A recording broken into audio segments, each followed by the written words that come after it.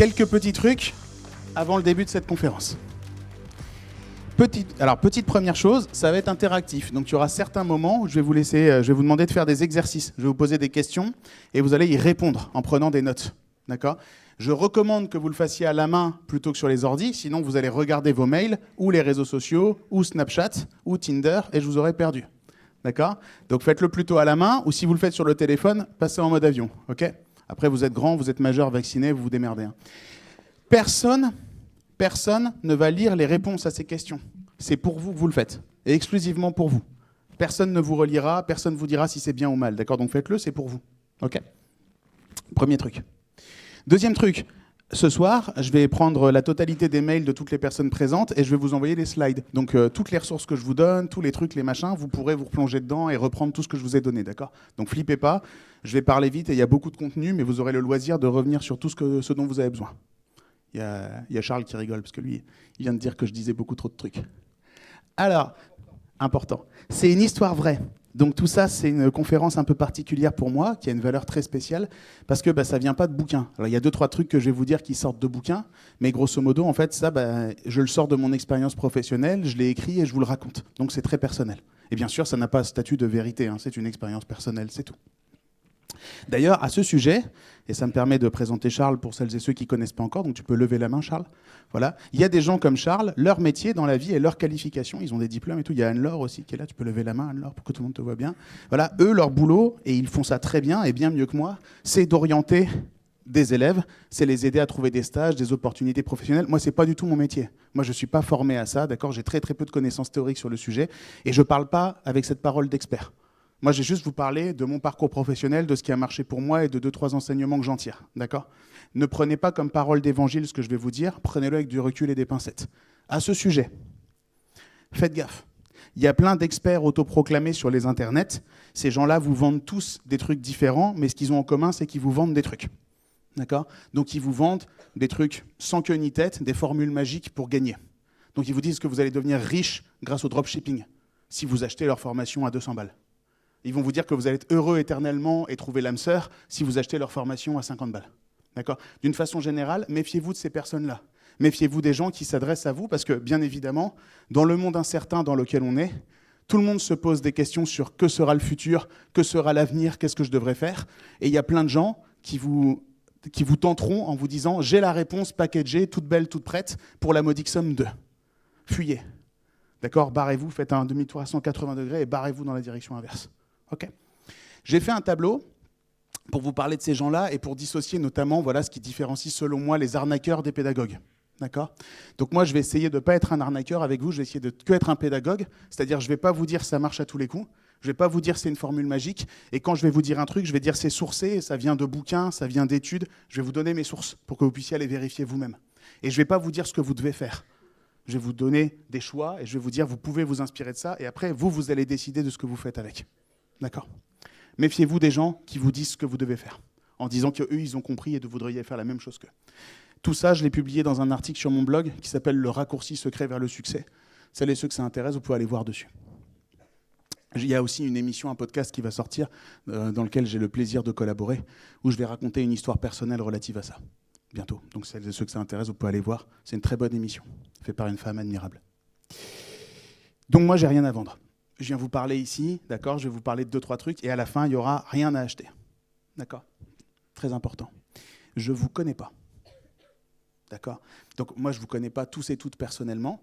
Il y a certaines personnes parmi vous, et merci à elles, elles ont répondu au questionnaire. Donc ça me permet déjà de mieux savoir ce que vous avez dans vos têtes et les questions que vous pouvez vous poser, et ça m'aide beaucoup à structurer le discours. Néanmoins, vous me posez d'excellentes questions, et moi, comme je ne suis pas expert, il y en a, je n'ai pas la réponse. On va voir tout de suite une excellente question. Je remercie la personne qui me l'a posée, j'espère qu'elle est dans la salle. Malheureusement, je n'ai pas la réponse à cette question. Salut Rémi, j'espère que tu vas bien. J'ai une question qui se pose, je pense, à pas mal d'étudiants. Si une opportunité d'embauche se présente à un étudiant en stage de fin d'études, dans une grande entreprise, formatrice, reconnue, mais dans laquelle il ne pense pas pouvoir s'épanouir, parce que l'environnement est stressant, parce que la compétition, c'est pas son truc, parce que c'est faiblement rémunéré par rapport à la charge de travail, conseilles-tu à l'étudiant d'accepter l'offre d'embauche pour se faire une première véritable expérience, quitte à quitter l'entreprise 1 ou 2 ans plus tard ? Ou conseilles-tu de ne pas accepter l'offre en cherchant directement ailleurs, quitte à rester sans emploi quelque temps ? C'est une excellente question. Qu'est-ce que vous voulez que je réponde? Je suis foutu. Si je vous donne une réponse, d'accord, je dépasse mes prérogatives. Parce que moi, je n'ai pas à dire à cette personne ce qu'il faut faire. Je peux lui dire ce que moi je ferais, mais ça vaut pour moi. Et je pense que dans cette pièce, il y en a qui prendraient la première solution, il y en a qui prendraient la deuxième. Et en fait, j'ai une excellente nouvelle pour vous. Dans les deux cas, c'est la bonne réponse. Parce que c'est la bonne réponse pour vous. Ce n'est pas la bonne réponse dans l'absolu. Moi, c'est ça que je vais essayer de vous transmettre aujourd'hui, c'est comment trouver la bonne réponse pour vous, pas la bonne réponse dans l'absolu. Ça va pour tout le monde? Ça va, vous dormez pas trop? Je vous ai encore? Du coup, on commence, et donc c'est une présentation qui va se structurer en 4 grandes parties. Je vais vous raconter vite fait qui je suis et d'où je sors, comment je suis arrivé là. Je vais vous livrer 2-3 trucs que j'ai trouvés sur qu'est-ce qui semble être important quand on choisit un boulot. Je vais vous donner des démarches et des choses que je vous encourage à faire pour vous rapprocher du boulot qu'il vous faudrait, idéalement. Et puis, je vais vous donner aussi quelques actions et quelques principes que vous pourrez appliquer en sortant de cette salle pour vous rapprocher du métier, de la profession, de la mission qui vous intéresse. Ça vous va? Pour répondre, parce que là, je déboule, donc il me faut ma deuxième main. Ça vous va? Magnifique. Qui je suis? Qui a fait, à un moment donné, le design sprint avec Mathias et moi-même? Levez la main si vous avez fait le design sprint. Parfait. Vous pouvez baisser la main. Qui ne l'a pas fait? Qui n'a pas fait le design sprint? Ça arrive, hein. Ça arrive à des gens très bien, c'est pas grave, on ne te juge pas. Donc je vais quand même me présenter pour les gens que j'ai pas eu le plaisir de rencontrer l'an dernier ou l'an d'avant. Donc moi, je m'appelle Rémi Rivas, je suis alumni P17. Dans la vie, je suis designer. D'accord, je fais du conseil en indépendant. J'accompagne les organisations dans leur démarche d'innovation pour créer des nouveaux produits et des nouveaux services. Je travaille avec un monsieur qui s'appelle Mathias Abramovic, c'est mon associé. Et quand on n'est pas là en train de faire des événements étudiants, on travaille avec des grandes corporations et des organisations et on les aide grosso modo à structurer et exécuter leur démarche d'innovation. On les aide à lancer des startups, on les aide à lancer des nouvelles activités, on les aide à réinventer leurs produits et leurs services. Voilà, ça c'est ce qu'on fait toute l'année quand on n'est pas là. Et une fois l'an, et on attend ça avec beaucoup d'impatience, un peu comme la veille de Noël, on vient ici et pendant 2 semaines, on se marre bien, quoi, grosso modo. Et on fait des trucs avec vous pour célébrer la rentrée. Donc, vous, c'était l'an dernier, hein, c'est ça? Bon, c'est pas la meilleure édition qu'on ait jamais eue, je vous le cache pas, d'accord? J'espère que vous en gardez quand même des bons souvenirs. Moi, j'en garde des excellents. Pourquoi est-ce que je suis en train de faire cette conférence avec vous aujourd'hui? Pourquoi est-ce que je viens vous parler de ça? Eh bien, parce qu'il faut que je vous raconte un peu comment je suis arrivé sur cette scène et surtout, il faut que je vous livre un apprentissage essentiel, qui est que, je suis obligé de vous le dire, pour être honnête, j'ai fait rigoureusement n'importe quoi. C'est comme ça que j'ai fini sur cette scène, parce que j'ai fait rigoureusement n'importe quoi. Alors laissez-moi vous raconter un peu. Ça, c'est moi en 2003, j'ai 18 ans.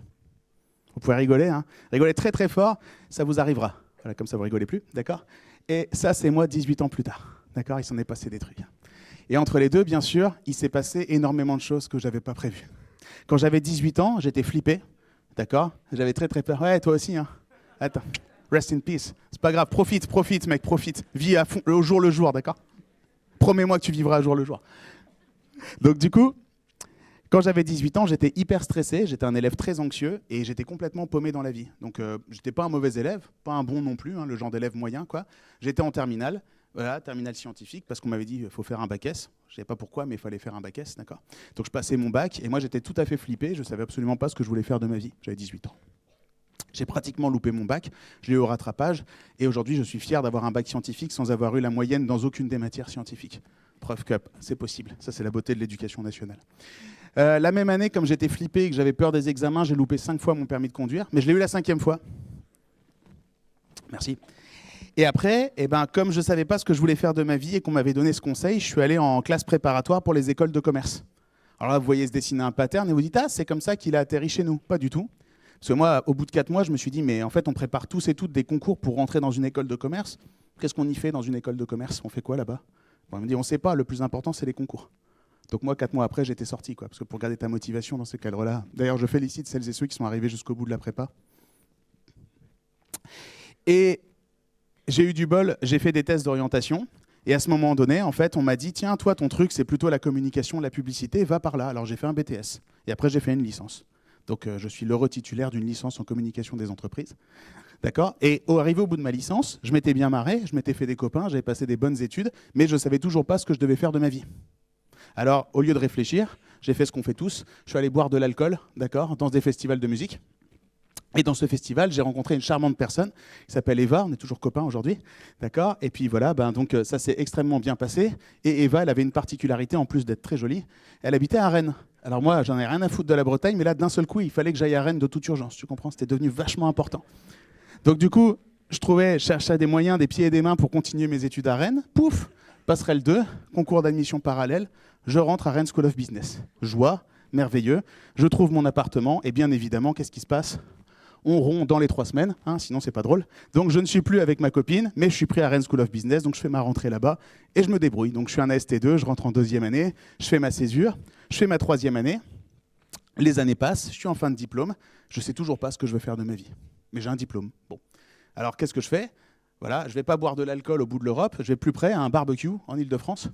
Et là, il y a une élève de ma promo, Magali Leclerc, qui dit « Ah, Rémi et tout, toi, t'es un cramé sur les technos, t'aimes bien et tout. Moi, je fais mon stage au RH dans une petite entreprise, une petite PME qui vend du logiciel.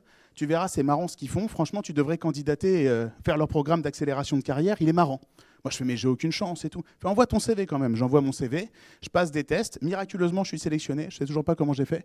Et c'est comme ça que je suis rentré chez Microsoft. Et donc, j'ai bossé 4 ans chez Microsoft. Et donc moi je pensais que j'avais trouvé ma voie et tout, parce que bon, j'ai été voir mes parents, j'ai dit je suis pris à Microsoft. Donc là, bon bah voilà, champagne, gros stuff. On sortait des subprimes, t'imagines, donc tu vas voir tes parents, tu dis je suis pris chez Microsoft, tu vois, c'est la fête au village, tu vois. Au moins il y en a un qui est calé, occupons-nous des 2 autres maintenant. D'accord ? Et puis j'ai commencé ma carrière, et ça allait à peu près, mais n'empêche qu'en fait, fondamentalement, c'était pas un boulot qui m'éclatait, mais par contre, ce qui était vachement cool, c'est que j'étais dans un programme d'accélération pour jeunes diplômés, et donc ils te donnent de la formation, du coaching, ils sont en mode faut te préparer à un rôle, parce que tu vas monter les échelons, tu vas prendre des responsabilités dans la boîte, donc t'es à donf. Et puis un matin, tu te lèves, et dans la nuit, il y a quelqu'un avec un méchant tableur Excel, on appelle ça des contrôleurs de gestion, ils sont passés, et ils ont décidé que ton boulot était dispensable pour l'organisation. Donc tu te lèves un matin, t'as rien fait de mal, mais t'es viré. Parce que t'as plus de boulot. Parce qu'on fait plus de boulot.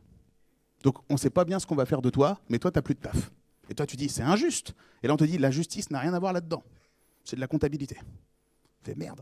Il y a un truc que je n'ai pas compris. Moi, je pensais qu'on me formait pour devenir le nouveau président du monde, et là, pouf, d'un seul coup, on n'a plus besoin de moi. D'accord ? Et heureusement, comme on est en France, j'ai été bien accompagné vers la sortie, et j'ai rencontré une femme admirable, dont le métier, c'est d'orienter des gens qui sont dans ce genre de situation, qui s'appelle Sophie Trumeau. Et Sophie, en fait, elle m'a écouté chialer, elle m'a donné une boîte de mouchoirs, puis quand j'avais fini de chialer, elle a dit, maintenant Rémi, on peut plus faire semblant, faut que tu te demandes ce que tu as vraiment envie de faire, en fait. Parce que du coup, tu vas devoir aller chercher le prochain job. Tu veux faire quoi, en fait ? Je dis, j'en sais rien, moi. Qu'est-ce qu'il faut que je fasse ? Elle a dit, non, on s'en fout, qu'est-ce que toi, tu veux faire ? Je dis, merde, j'en sais rien, je me suis jamais posé la question. J'avais 28 ans, je m'étais jamais posé la question. Alors on a commencé à bosser. Et puis à la fin, en fait, elle m'a dit un truc que j'attendais pas. Elle a dit, mais Rémi, t'es pas du tout à ta place. Toi, faut que tu conçoives des trucs. T'es fait pour concevoir des trucs. Faut que tu sois designer. J'ai dit, mais non, designer, c'est les mecs qui font des meubles chelous, là, c'est Philippe Stark et tout. C'est bizarre, c'est pas un métier, ça et tout. Enfin, il faut être bon en dessin, quoi. Elle dit, non, pas du tout, rapproche-toi de ça. Alors, j'ai repris mes études en école de design. D'accord ? Ça m'a vachement plu. Et j'ai découvert des compétences que je ne soupçonnais pas, des gens que je ne connaissais pas, des cultures que je ne connaissais pas. Et d'un seul coup, je me suis senti vachement à ma place. Je me suis dit, merde, en fait, il y a des boulots où il faut utiliser des capacités et des compétences que j'ai, et ça me plaît vachement bien. Et je ne savais pas que ça existait, ou je pensais que ce n'était pas pour moi. En fait, c'est vachement bien. Alors du coup, je suis sorti, je me suis foutu à mon compte, d'accord ? J'ai rencontré un mec qui était tout jeune à l'époque, d'accord ? Voilà, et puis on a monté une boîte, et puis maintenant, ça fait 6-7 ans qu'on a une boîte. Et on aide des gens, et on design des trucs pour eux. Vous prenez une machine à remonter dans le temps, et vous allez voir ce mec. Et vous lui dites qu'à l'âge de 36 ans, il sera indépendant, depuis presque une dizaine d'années, qui gérera ses propres clients, et qui va se débrouiller et faire des missions de conseil et d'accompagnement des entreprises. Il rigole très fort. Et il a raison. Parce qu'à 18 ans, j'étais pas prêt. À 18 ans, j'aurais jamais pu faire ça. J'aurais jamais su que j'étais capable de faire ça et je me serais jamais accordé la confiance de faire ça. Il m'a fallu beaucoup de temps pour trouver ce que je voulais faire. D'accord ? C'est arrivé à cause de plein de choses que j'avais pas prévues. Parce que certes, j'ai bossé. Certes, j'ai pris des décisions. Si tu bosses pas et si tu prends pas de décision, tu n'avances pas. Mais en fait, la partie la plus conséquente, celle qui a le plus joué, il faut le reconnaître, j'ai fait des rencontres. J'ai rencontré des personnes qui m'ont fait apercevoir des voies, qui m'ont fait comprendre des choses. J'ai eu des opportunités de pouvoir rentrer dans des endroits, contribuer, apprendre des choses que je ne savais pas faire. Et surtout, je me suis beaucoup planté. Mais erreur, c'est stigmatisant. Alors on va remplacer erreur. À la place, on va mettre expérimentation. J'ai expérimenté des trucs. J'ai essayé. Des fois, c'était bien. Des fois, c'était pas bien. Et à force d'essayer, j'ai pu peu à peu me diriger vers un endroit où, pour l'instant, aujourd'hui, je me sens plutôt bien. D'accord ? je pense que partager ça avec vous, à l'âge que vous avez, c'est hyper important. Parce que je pense que quand j'avais votre âge, je parle comme un vieux, quand j'étais de l'autre côté de l'amphi, quand j'étais là-bas, j'avais 2 fantasmes dans la tête qui étaient complètement faux. Je croyais qu'en fait, la vie, c'était un système hyper bien organisé où tout a une place, et qu'en fait, quand on nous préparait à un boulot, on était un rouage, une sorte de rouage parfait, on avait des compétences qu'on savait maîtriser, et qu'après, il y avait quelqu'un, une sorte de grand examinateur ou de grand RH, qui vous disait « Tiens, on va te ranger là, toi ». Et tu faisais ce boulot. Je croyais que c'était ça, en fait, le monde professionnel. Je croyais que c'était ça, le marché de l'emploi. Je croyais que c'était hyper structuré, hyper organisé, et que tout était normé et défini. Et pas du tout. En fait, ça ne fonctionne absolument pas comme ça. Et quand on y réfléchit, c'est normal que ça ne fonctionne pas comme ça. Ça ne peut pas fonctionner comme ça. Parce que vous êtes toutes et tous des modèles uniques. On ne peut pas faire de vous des rouages, on ne peut pas faire de vous des candidats et des employés standards, parce que vous êtes toutes et tous des personnes singulières, avec des personnalités, avec des compétences et des parcours de vie différentes. Donc on ne pourrait pas faire une filière pour former des auditeurs, des comptables qui savent faire ça, pour former des commerciaux qui savent faire ça, pour former des RH qui savent faire ça. Vous n'êtes pas des machines. On ne peut pas vous donner des instructions jusqu'à ce que vous soyez parfait, qualité standard, pour vous envoyer bosser dans des endroits. Ça ne marche pas comme ça. Vous avez tous vos singularités et vos spécificités.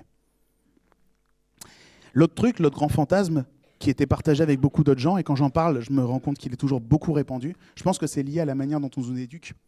C'est que quand tu es étudiant, quand tu commences, depuis ton premier jour de maternelle grand, il se passe toujours la même chose. Tu as 9 mois de cours à peu près, 9-10 mois, d'accord? Donc tu vas en cours, tu fais les exercices, tu passes les examens, tu as des notes, donc tu es admis, et comme tu es admis, tu passes à l'échelon supérieur. Et ensuite tu recommences. Et tu fais ça pendant 20 piges, à peu près, d'accord? Et tu ne te poses pas de questions.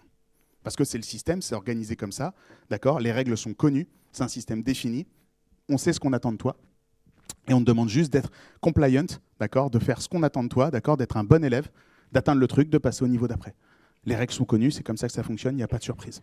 D'accord? Tu peux encore continuer un peu en études supérieures, et après ton diplôme, en fait, tu cherches la prochaine marche et tu te rends compte qu'il n'y en a plus.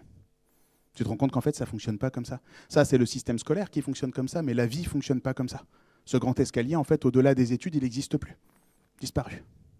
Alors ça, je l'ai longtemps soupçonné, et ça m'a fait marrer, parce que ma compagne, il y a 4 mois, elle m'a envoyé un lien, elle a dit « Regarde, ça va te plaire ». Et donc ça, c'est un post du boss de LinkedIn qui dit exactement la même chose. Donc il dit « Les gens ont une vision linéaire d'une carrière, et ils demandent toujours « Je devrais faire quoi maintenant pour être capable de faire quoi dans 10 ans ?» Et sa réponse, en gros, c'est « Dans 10 ans, on s'en fout ». Parce qu'en fait, une carrière, ça ne ressemble pas du tout à ça, ça ressemble à ça. C'est des expérimentations continues, ça va en avant, en arrière, ça change, ça bouge, c'est le bordel. C'est de la vie, c'est organique. C'est pas du tout un système linéaire, prédictible. Ça marche pas comme ça. Et c'est normal, parce que c'est vivant, parce que vous êtes vivant, parce qu'on est une société, parce qu'on n'est pas des pièces, des engrenages dans une machine. Ça marche pas comme ça. Et ce qui est génial, du coup, puisque vous êtes des êtres vivants, c'est qu'en fait, vous pouvez faire plein de trucs, et on ne peut pas, en vous regardant maintenant, savoir ce que vous serez dans 5 ans, ou dans 10 ans, ou dans 15 ans. Parce que vous allez grandir, vous allez changer, c'est pas écrit. D'accord? Vous n'êtes pas un engrenage, vous n'êtes pas un rotor dans un système. Vous êtes en plein développement, vous le serez toute votre vie. Donc, vous serez façonné par ce qui vous arrivera, et ça va vous changer, forcément, par les différentes expérimentations que vous ferez. Et l'autre truc qui est vachement chouette, surtout, c'est que vous continuerez à grandir parce que vous ne serez jamais prêt. Parce que qu'est-ce qui se passe? Les racines poussent, du coup, vous allez avoir plus de ressources, vous allez grandir. Comme vous allez grandir, vos racines vont pousser, du coup vous aurez plus de ressources, donc vous allez grandir. Et ça va continuer comme ça. C'est-à-dire qu'en fait, il n'y a jamais de moment où tu as tout ce qu'il fallait et tu grandis. Tu grandis un peu, donc tu apprends. Comme tu apprends, tu grandis plus. Comme tu grandis plus, tu apprends. Comme tu apprends, tu grandis plus. Et ça va continuer comme ça toute votre vie. Parce que c'est comme ça que ça fonctionne. Ça va? Et donc là, normalement, vous allez me dire, sur le fond, je ne suis pas contre, mais ça fait quand même bien chier. Et vous avez raison. Parce que d'un côté, moi je vous dis, c'est organique, c'est le bordel, on ne peut pas savoir dans quelle direction ça va aller, ça va bouger en fonction des opportunités et de l'environnement, donc il n'y a rien de prédictible. Et de l'autre côté, vous vous dites, bon, c'est bien, mais de l'autre côté, avoir une échelle vers le succès, d'accord, comme on m'a vendu, avec un master qui mène à un emploi, qui mène à une profession, qui mène à, etc., jusqu'à président de la boîte, ça serait quand même vachement cool. Il y aurait une échelle avec des niveaux, comme dans les jeux vidéo et tout, puis à la fin, tu aurais le boss final, pouf, et tu aurais passé. Et donc du coup, malheureusement, cette échelle, ou heureusement, moi dans mon cas, je vais plutôt vous dire heureusement, cette échelle, elle n'existe pas. Mais du coup, maintenant, puisque cette échelle, elle n'existe pas, et puisqu'il ne s'agit pas de trouver l'escalier magique ou l'échelle magique, la question que vous allez me poser, et que vous êtes en droit de me poser, c'est comment je suis censé choisir ce que je fais? Si je ne peux pas juste trouver le corridor magique, l'escalier magique, l'échelle magique, et aller sur le premier barreau en attendant de passer sur le deuxième, je fais quoi maintenant? C'est quoi la prochaine étape? Comment je choisis ce que je vais faire? Et c'est une excellente question. Si vous permettez, on va la reformuler. De quoi est-ce qu'on a besoin pour se sentir épanoui dans la vie? Épanoui de façon générale, pas forcément professionnelle, hein, épanoui en tant qu'être humain sur Terre. Eh bien, on a des réponses à ces questions. On a plein de réponses. Moi, ce qui m'intéresse particulièrement, d'accord, c'est les réponses que la science a à nous offrir. Et avant de vous montrer ces réponses, j'aimerais faire un petit test. Alors, prenez une feuille de papier, d'accord, ou prenez votre téléphone en mode avion. Je vous fais confiance. Et répondez à cette simple question. Donnez-moi 5 choses que vous attendez de votre futur métier. Complétez cette phrase. Ce que j'attends de mon futur métier, c'est... D'accord? Et trouvez-moi 5 trucs. Vous avez 1 minute 30 à partir de maintenant. Parfait. Ceux qui ont trouvé 5 trucs, levez la main. Parfait. Merci beaucoup. Alors, forcément, Angèle nous le rappelle constamment et nous sommes dans une école de commerce. Donc, quelle est la seule chose que nous voulons vraiment? La thune. D'accord? Donc vous m'avez tous mis la thune, la thune, la thune, la thune et la thune. Hein. C'est ça les 5 bullet points, on est d'accord. Donc bien évidemment, l'argent c'est important et je ne dis pas le contraire. D'accord? Sans argent dans la vie c'est très compliqué. Pourtant, la plupart des études qu'on a sur le sujet semblent démontrer qu'il n'y a pas de corrélation entre le niveau d'argent et le niveau de bonheur. Au début, oui. Quand tu n'as rien et que tu commences à avoir de l'argent, il y a un truc. Et après, tu as un plateau. Très rapidement. D'accord? Donc l'argent... c'est utile, il en faut, c'est mieux avec que sans, mais en fait, ce n'est pas une finalité. D'une façon générale, ce n'est pas ça qui accomplit et qui épanouit les gens. C'est bien pour résoudre les besoins de base. Et en parlant de besoins de base, justement, penchons-nous un instant sur ce que la science, elle nous apprend sur le développement humain, en fait, tout simplement sur le bonheur humain, sur ce qui épanouit les gens. Et arrêtons-nous un instant sur Herzberg. Donc Herzberg, c'est un monsieur, dans les années 50, il a publié un truc qu'il a appelé la théorie des 2 facteurs. Qu'est-ce que c'est la théorie des 2 facteurs ? Tu prends des gens, tu observes leur métier, tu observes leur occupation professionnelle et tu essayes de comprendre, grosso modo, qu'est-ce qui les motive. Et tu arrives en fait à 2 familles de facteurs. Tu as les facteurs dits d'hygiène, d'accord? Donc ça, c'est ce qui a trait en fait au fait que tu ne détestes pas ton travail. Pas que tu l'aimes, que tu ne le détestes pas. Qu'est-ce qu'il te faut pour ne pas détester ton travail? Bien sûr, il te faut de l'argent, il te faut de la compensation financière. Il faut que ça soit un travail que tu sois relativement quand même... tu peux dire à tes voisins que tu le fais sans te faire caillasser, d'accord? Donc le job et le statut, ça va à peu près. D'accord, tu as de la sécurité, donc tu sais que tu ne vas pas être viré demain, tu n'as pas d'instabilité liée à ta situation. Tu as des bonnes conditions de travail, tu as des bons outils quand même, d'accord? Tu as une culture d'entreprise qui n'est pas trop cassée, d'accord? Tout ça, c'est ce qu'il te faut pour un minimum ne pas détester ton travail. Mais il y a une autre catégorie de facteurs dans lesquels il n'y a pas l'argent. Hein. L'argent est en haut. C'est les facteurs motivationnels. Et ça, c'est marrant parce que ça a moins trait avec le matériel et plus trait avec est-ce que c'est un travail qui exige de moi que je réfléchisse et que je trouve des solutions inattendues? Est-ce que c'est un travail dans lequel on me reconnaît, non pas pour mon statut, mais pour ma contribution? Très important, ça. Rien à voir avec le job. Hein. C'est avec ce que je fais. Ce que je fais est reconnu et apprécié. Est-ce que j'ai des responsabilités? Est-ce que j'ai le droit de changer des trucs? Est-ce que je suis responsable de certaines choses? Est-ce que moi, je me sens évoluer et grandir dans ce travail? D'accord? Et ce qui est intéressant, c'est que du coup, quand vous analysez les choses, vous vous rendez compte que si vous jouez avec ces 2 variables, dans un premier temps, on a des gens, les pauvres, à la fois sur le plan hygiène et motivationnel, c'est faible. Donc ces gens-là, clairement, ils ne sont pas bien là où ils sont. On a des gens, et c'est génial, et je vous souhaite tous d'arriver là, hygiène et motivationnel plus. Donc tout va bien. Mais vous avez 2 autres catégories de personnes plus surprenantes. Vous avez des gens qui, en dépit d'avoir un travail prestigieux, d'être très correctement payés et de travailler de façon stable pour une grande entreprise avec une belle culture, ils ne sont pas particulièrement heureux de ce qu'ils font. Parce qu'il leur manque l'accomplissement. Et à l'inverse, de façon extrêmement surprenante, vous avez des gens, ils ont des conditions de travail dégueulasses, très précaires, d'accord? Ils ne savent absolument pas s'ils vont être correctement payés, ils ne savent pas s'ils vont être virés ou pas, et pourtant ils sont très heureux et très épanouis dans ce qu'ils font, parce que c'est censé pour eux. Et là c'est curieux, parce que vous dites effectivement, la meilleure case, c'est celle d'en haut à droite, on ne va pas se mentir. Mais il semblerait qu'il n'y ait pas une corrélation directe entre l'incitatif matériel, la récompense, d'accord, ou statutaire, et le bonheur au travail. Il semblerait que le bonheur vienne d'autre chose. Alors après, on a 2 chercheurs qui ont bossé sur un truc génial, sur lequel on pourrait passer 3 heures, donc je vais aller très vite, qui s'appelle la théorie de l'autodétermination. Et eux, ils isolent 4 variables.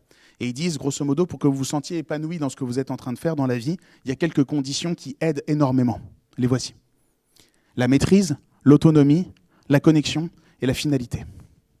La maîtrise, c'est en fait vous sentir progresser et vous sentir de plus en plus meilleur, de plus en plus bon dans un domaine, dans une compétence particulière. Vous savez que vous êtes meilleur que la veille. Vous êtes en train d'affûter vos compétences. Vous savez reconnaître que vous progressez dans un domaine.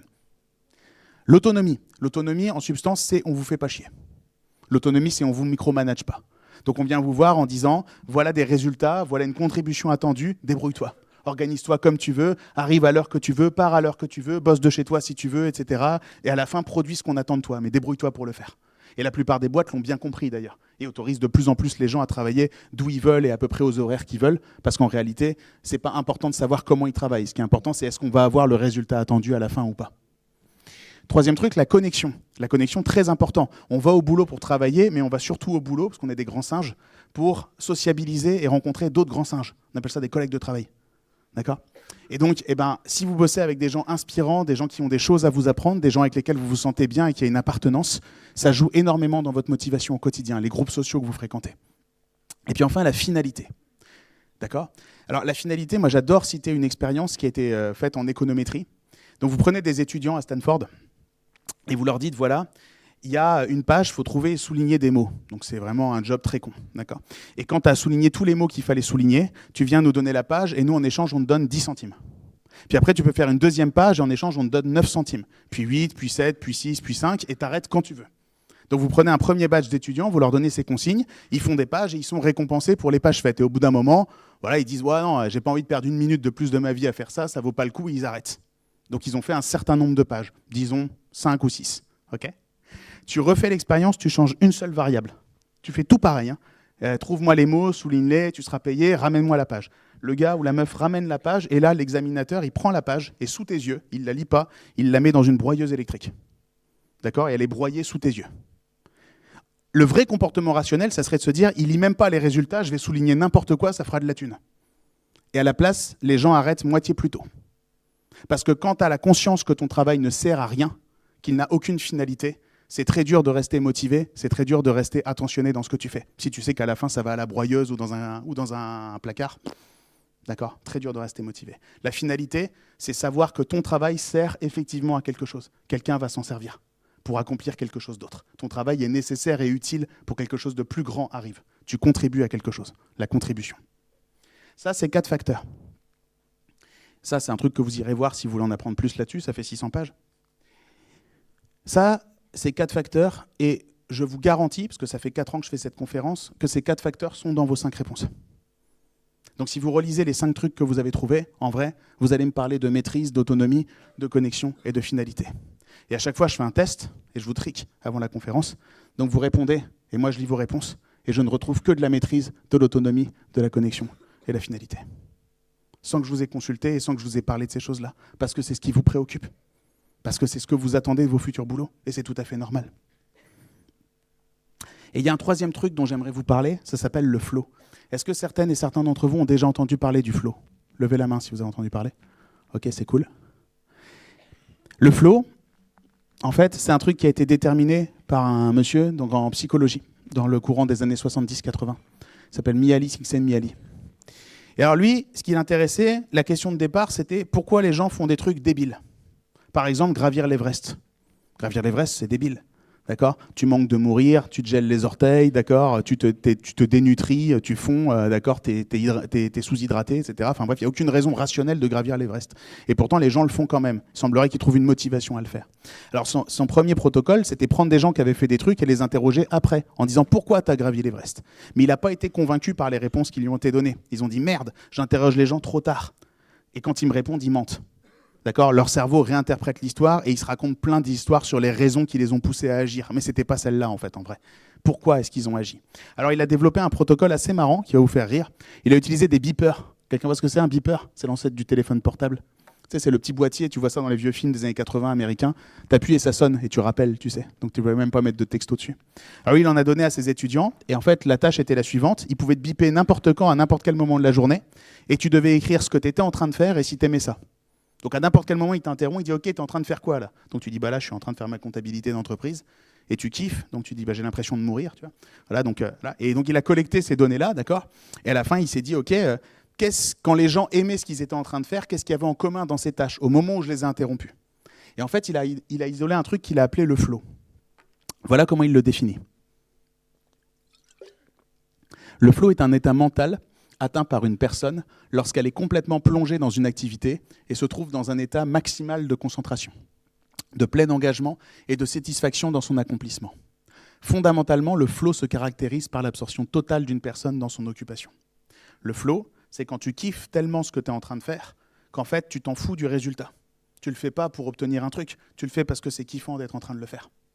C'est un truc que les jeux vidéo ont très bien compris, par exemple. D'accord. Et donc, qu'est-ce qui caractérise le flow? Comment est-ce que ça arrive? Pour ça, il faut que tu sois en train de faire un truc difficile dans un domaine que tu maîtrises.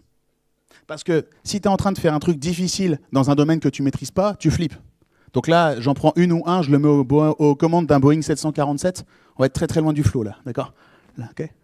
À l'inverse, si jamais je te fais faire un truc que tu maîtrises complètement, d'accord, et pour lequel il n'y a aucun challenge, tu vas t'ennuyer. Parce que tu sais déjà tout. Tu vas le faire comme d'habitude, d'accord? Et tu vas trouver aucun challenge, aucune excitation intellectuelle. Le flow, c'est quand c'est dur, mais juste assez dur.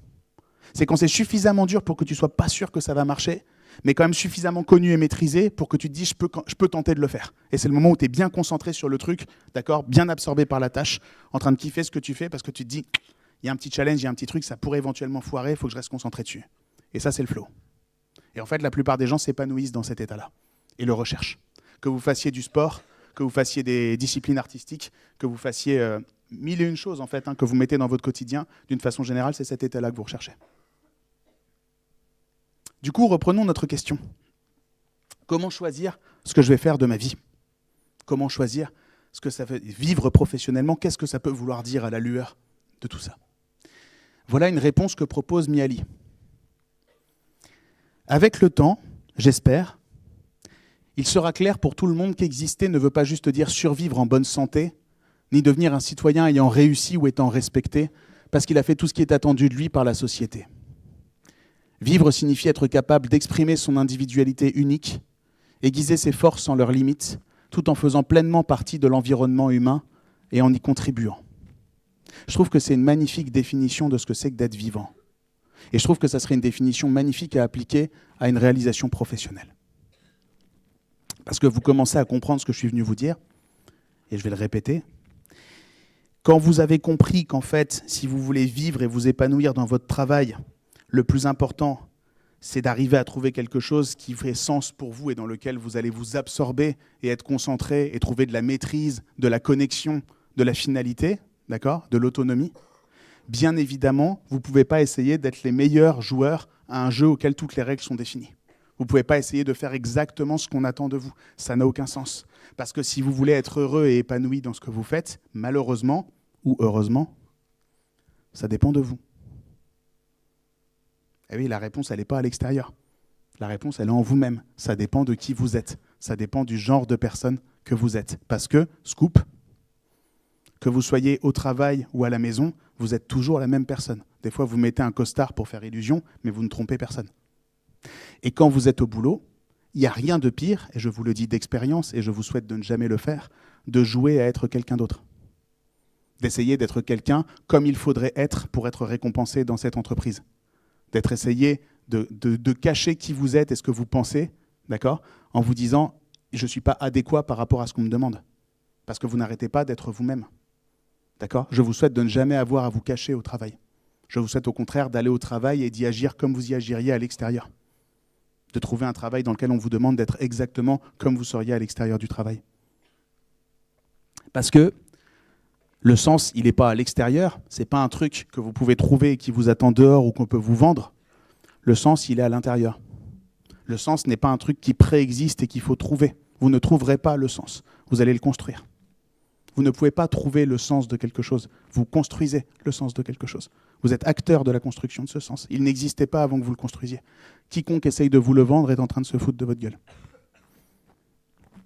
Donc là, vous allez me dire, ok, éventuellement, je suis peut-être d'accord.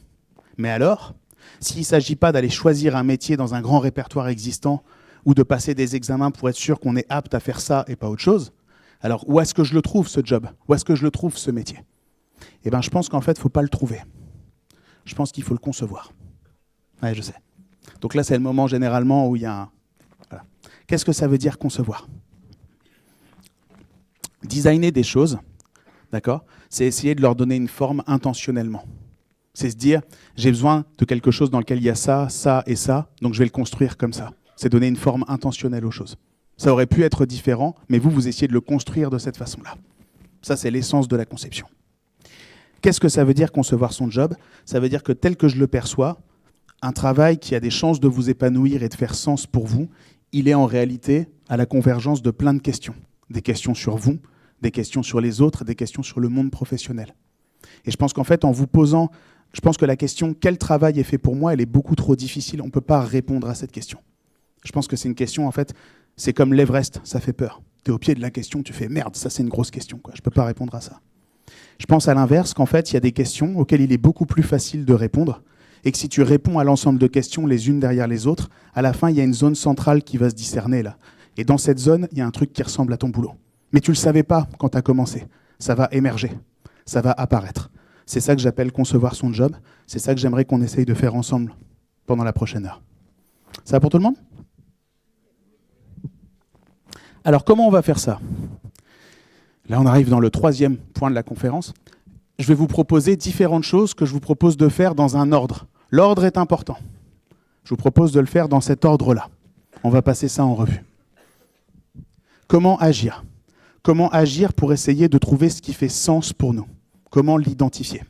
Voilà différentes techniques, voilà différentes questions que vous pouvez mettre en œuvre. Vous n'avez pas nécessairement besoin de tout faire. Peut-être que pour certaines et certains d'entre vous, par rapport à là où vous en êtes, ça sera évident. Peut-être que pour d'autres, ça sera plus dur. Peut-être que certains et certaines d'entre vous n'auront pas la réponse en quittant la salle. Ce n'est pas grave du tout.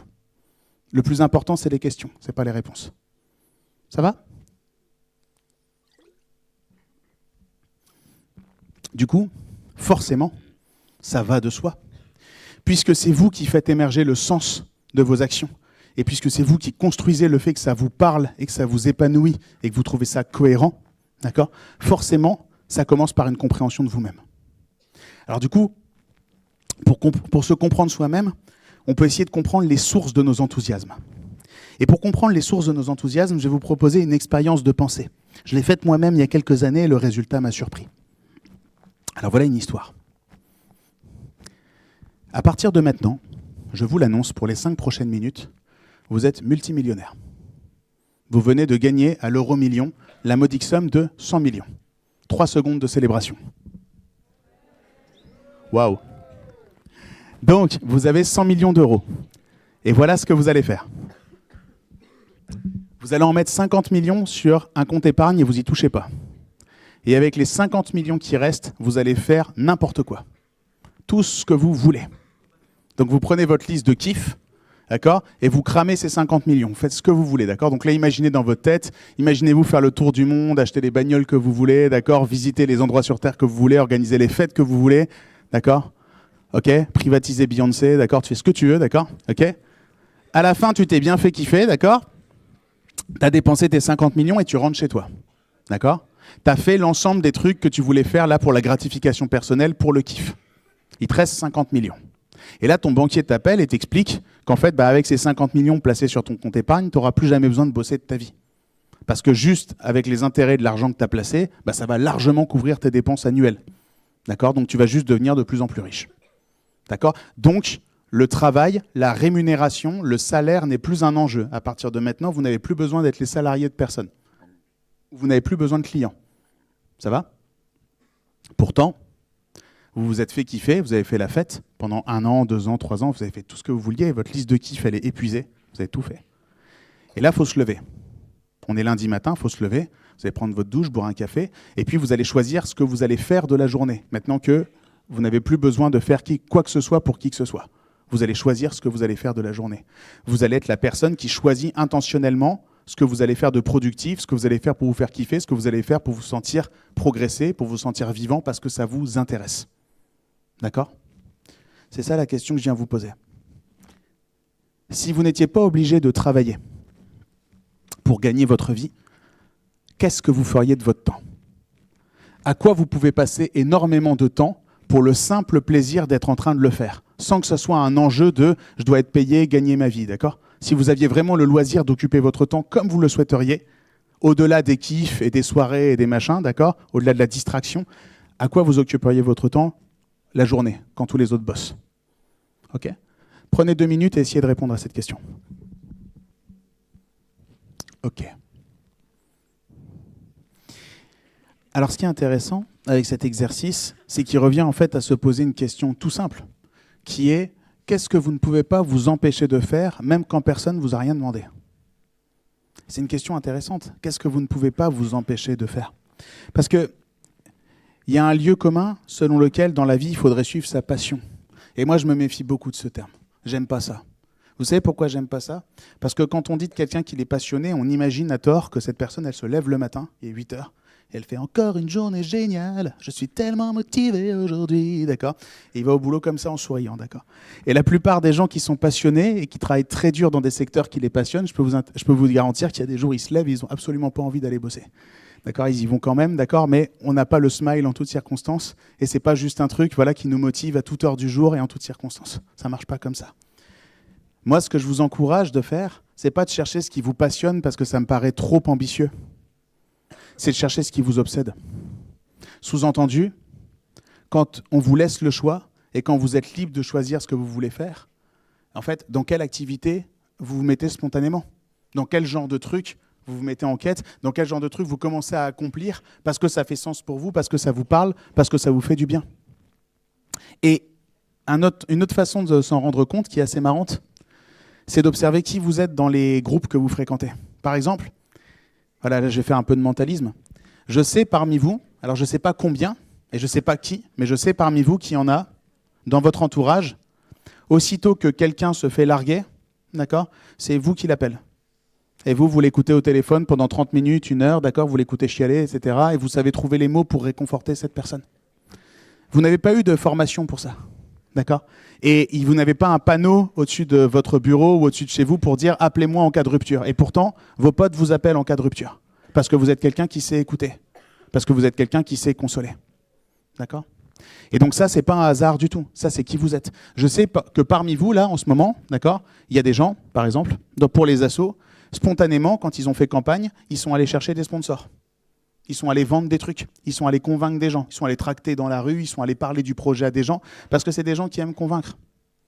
Parce que c'est des gens, en fait, fondamentalement, ce qu'ils aiment bien, c'est servir un projet, mais c'est surtout arriver à convaincre le plus grand monde possible de rallier une cause et la suivre. Je ne sais pas qui vous êtes, je ne sais pas qui est là, mais je sais qu'il y en a, parce qu'il y en a toujours. D'accord? Les commerciaux, ils aiment l'argent, c'est une évidence, mais avant tout, ils aiment convaincre. La vraie motivation quand tu es commercial, c'est pas la prime. Ça, c'est bien, mais c'est la conséquence, c'est la récompense. Ce que tu aimes vraiment, c'est convaincre. Tu étais en face de quelqu'un, il n'avait aucune raison de te faire confiance. À la fin du rendez-vous, il t'a fait confiance et il a signé, tu l'as convaincu. Elle est là, ta motivation.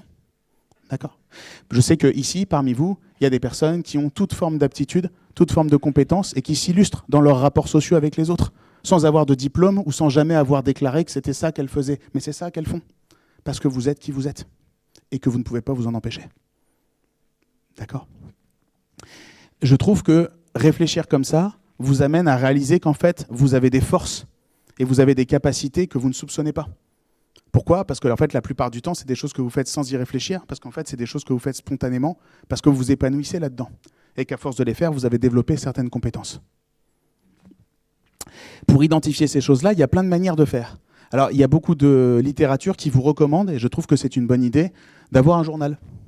De reporter au quotidien ce que vous avez aimé faire dans une journée, parce qu'on n'en a pas conscience a posteriori, mais quand vous avez la possibilité de documenter au quotidien les tâches dans lesquelles vous vous épanouissez, quand vous allez relire tout d'un coup, 30 jours plus tard par exemple, il y a un truc qui va émerger quand même. Si tous les jours vous prenez la peine de dire ce que vous avez aimé aujourd'hui et pourquoi ça vous a plu, quand vous allez tout relire d'un coup, vous allez voir les patterns, vous allez voir les points communs. La deuxième chose que vous pouvez essayer de faire, c'est vous comprendre au regard d'outils qui vous permettent d'évaluer vos compétences, d'évaluer qui vous êtes dans certaines catégories de profils. Pour ça, il y a des tests. J'imagine que la plupart d'entre vous a fait ici un test MBTI dans le cadre de ses études ou un truc comme ça, MBTI, tout ça. Il y en a, levez la main ceux qui l'ont fait peut-être? Ouais, à peu près. Bon, les autres, c'est gratuit, c'est en ligne, vous pouvez aller le faire. Il y a plein de tests qui vous permettent de vous représenter vos points forts, vos compétences, d'accord, vos capacités. OK ? Bien sûr, ces tests-là, c'est très important, il ne faut pas les prendre littéralement, ils ne vous définissent pas. D'accord ? Vous n'êtes pas le résultat d'un test, vous êtes beaucoup plus que ça. Néanmoins, si vous faites un test, et puis un deuxième test, et un troisième test, et un quatrième, et que vous lisez l'ensemble des conclusions, et qu'il y a des points communs et des trucs qui reviennent, c'est peut-être pas inutile de se poser des questions. C'est peut-être pas inutile de se dire, en fait, il y a des trucs. Là, je suis en train d'apprendre des choses sur moi-même. Je suis en train de réaliser qu'il y a des choses qui caractérisent ma personnalité. Souvent, ça met des mots sur des trucs qu'on sait sans pouvoir les nommer. Parce que ça relève de l'intuitif pour nous. Ça va?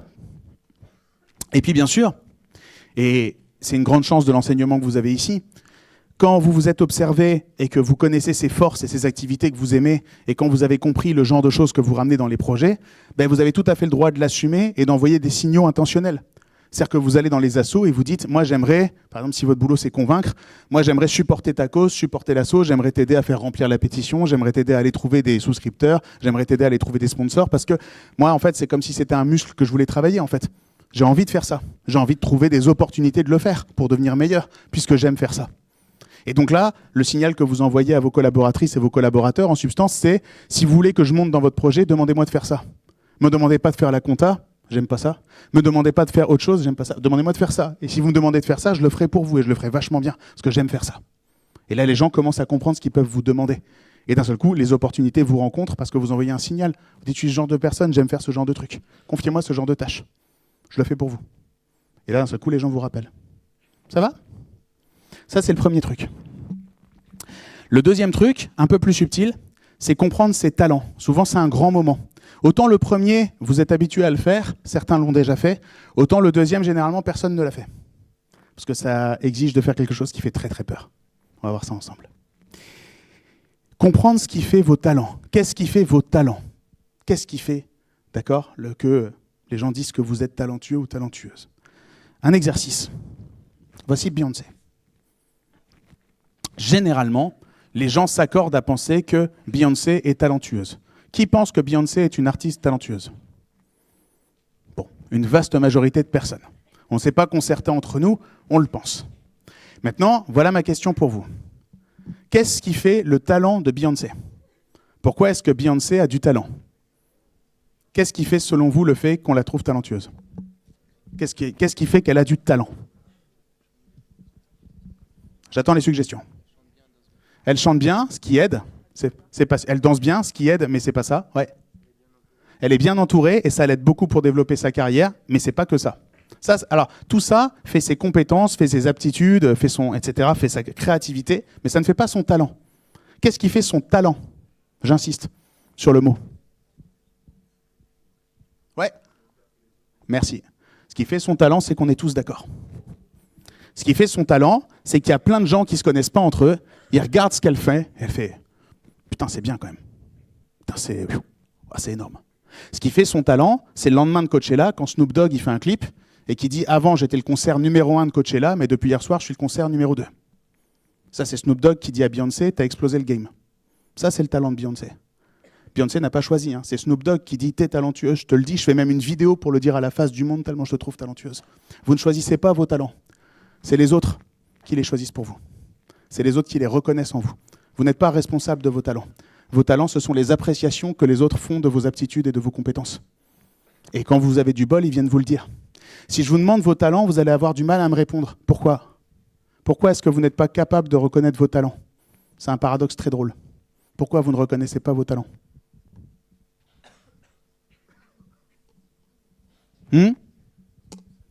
Parce que? Absolument, merci. Bonne réponse du premier coup. Parce que vous trouvez ça normal. Parce que vous ne percevez ni cela ni comme une contrainte, ni comme un effort. C'est même le genre de truc que vous faites sans y penser, parce que vous aimez ça. On reboucle avec la première partie. Comme c'est un truc qui vous épanouit et dans lequel vous adorez passer du temps pour devenir meilleur, parce que ça vous éclate de devenir meilleur, vous êtes devenu meilleur. Mais pour vous, c'était un jeu. Pour vous, c'était marrant. C'est pas un boulot, c'est un jeu, c'est drôle. Un boulot, ça peut pas être drôle. Un boulot, c'est forcément contraignant et chiant, non? C'est un truc qu'on fait, tu vois, pas de gaieté de cœur, d'accord? C'est un truc qu'on fait en étant contrarié. Les gens, ils peuvent pas trouver que ça a de la valeur, ce que je fais, puisque je le fais en me marrant tellement et de façon tellement amusante. C'est paradoxal. Ça peut pas avoir de la valeur. Et en fait, quand les gens viennent te dire qu'ils te trouvent talentueuse ou talentueux, en fait, tu réalises que ce qu'ils te disent en vrai, c'est « je ne suis pas capable de faire ça ». En fait, ce qu'ils te disent en disant « waouh, c'est énorme ce que tu fais », c'est « meuf, mec, moi je fais pas ça. Hein. Moi, je sais pas comment tu fais ça. Pour moi, c'est de la magie. Hein. Moi, je te donne plein d'informations, tu fais un Excel, tout est trié, tout est classé, tout est rangé direct. Je sais pas mais moi, si je devais le faire, moi, ça prendrait 20 heures et moi, je pleurerais du sang. Et toi, tu fais ça en rigolant, en étant au téléphone et en faisant autre chose. Comment tu fais ça? Et vous vous dites, bah, je sais pas, je le fais. Enfin, je sais pas, tout le monde sait faire ça, non? C'est normal, c'est simple. Et vous réalisez qu'en fait, pas du tout. C'est simple pour les gens comme vous. Mais tous les gens qui ne sont pas comme vous, pour eux, c'est vachement plus dur. Et eux, ils savent le voir. Hein. Ils disent, waouh, toi, t'es pas comme moi, toi. Toi, tu sais faire ça, moi, je sais pas faire ça. C'est ça, avoir du talent. C'est quand les gens reconnaissent des grandes aptitudes et des grandes compétences en vous qui ne sont absolument pas naturelles pour eux. Et en fait, ça a énormément de valeur.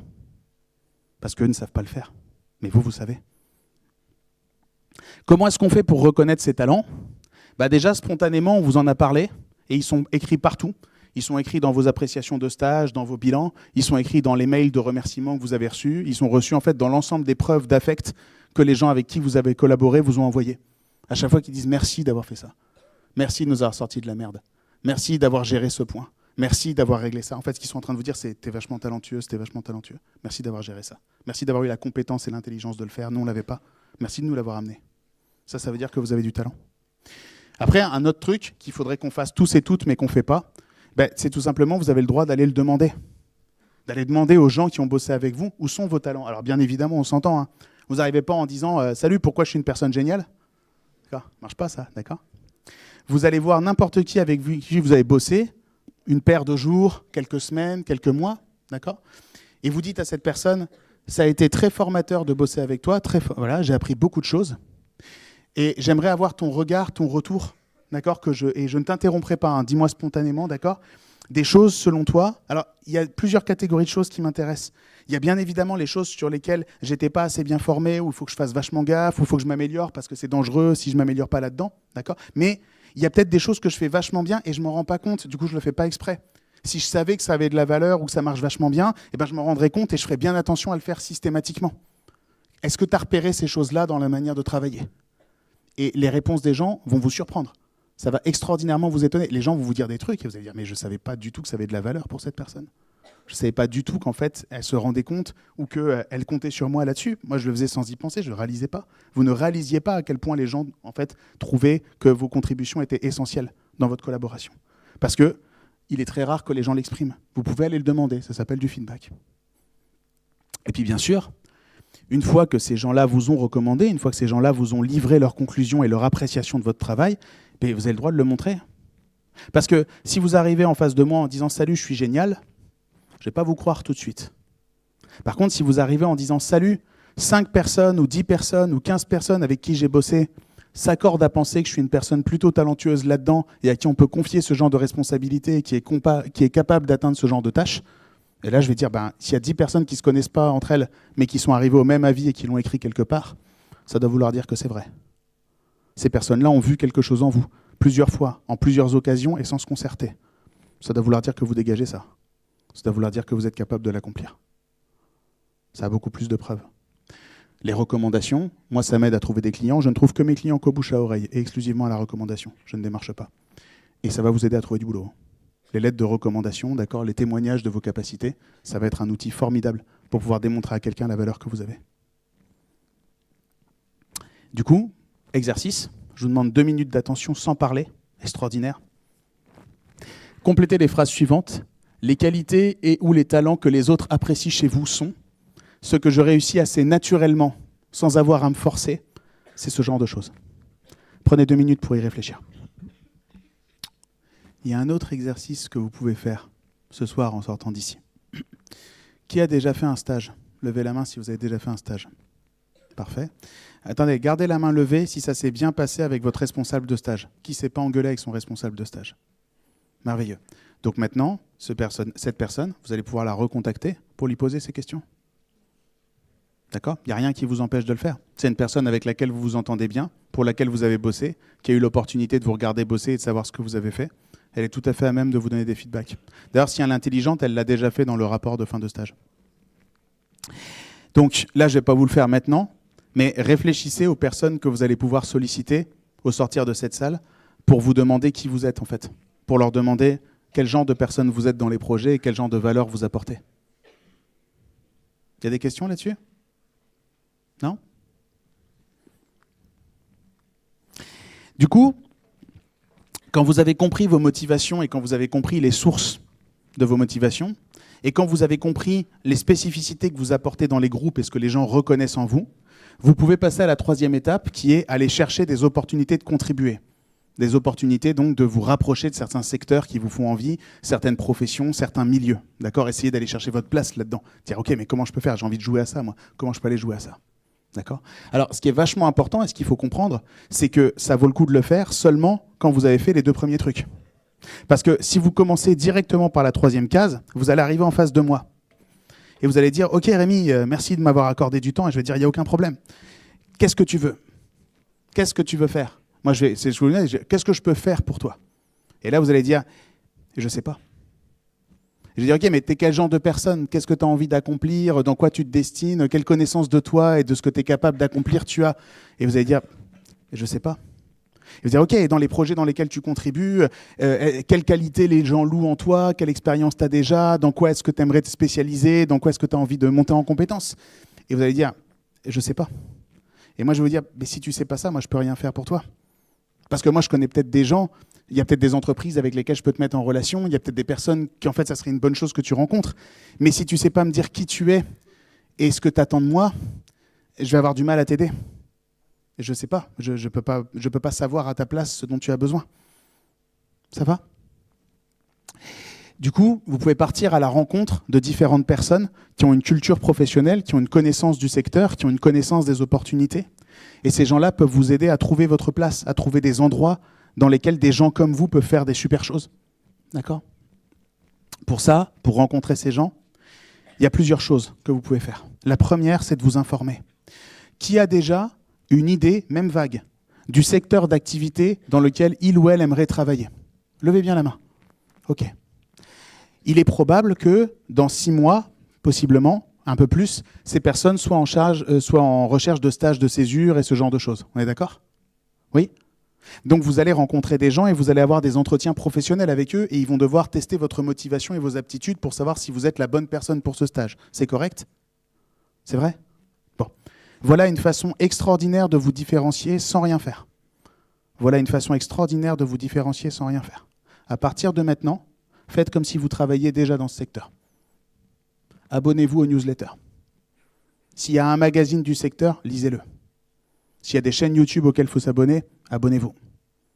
D'accord ? Construisez-vous une culture professionnelle, connaissez les enjeux, connaissez l'actu. Parce que comme ça, quand vous serez en face de la recrutrice ou de recruteur dans 6 mois, et que vous lui direz « j'ai toujours voulu bosser dans ce secteur, c'est un sujet qui m'intéresse vachement », ben, normalement, si la personne n'est pas trop bête, elle va vous tester, elle va dire « ah ouais, tu penses quoi de la réforme machin dans notre secteur ?»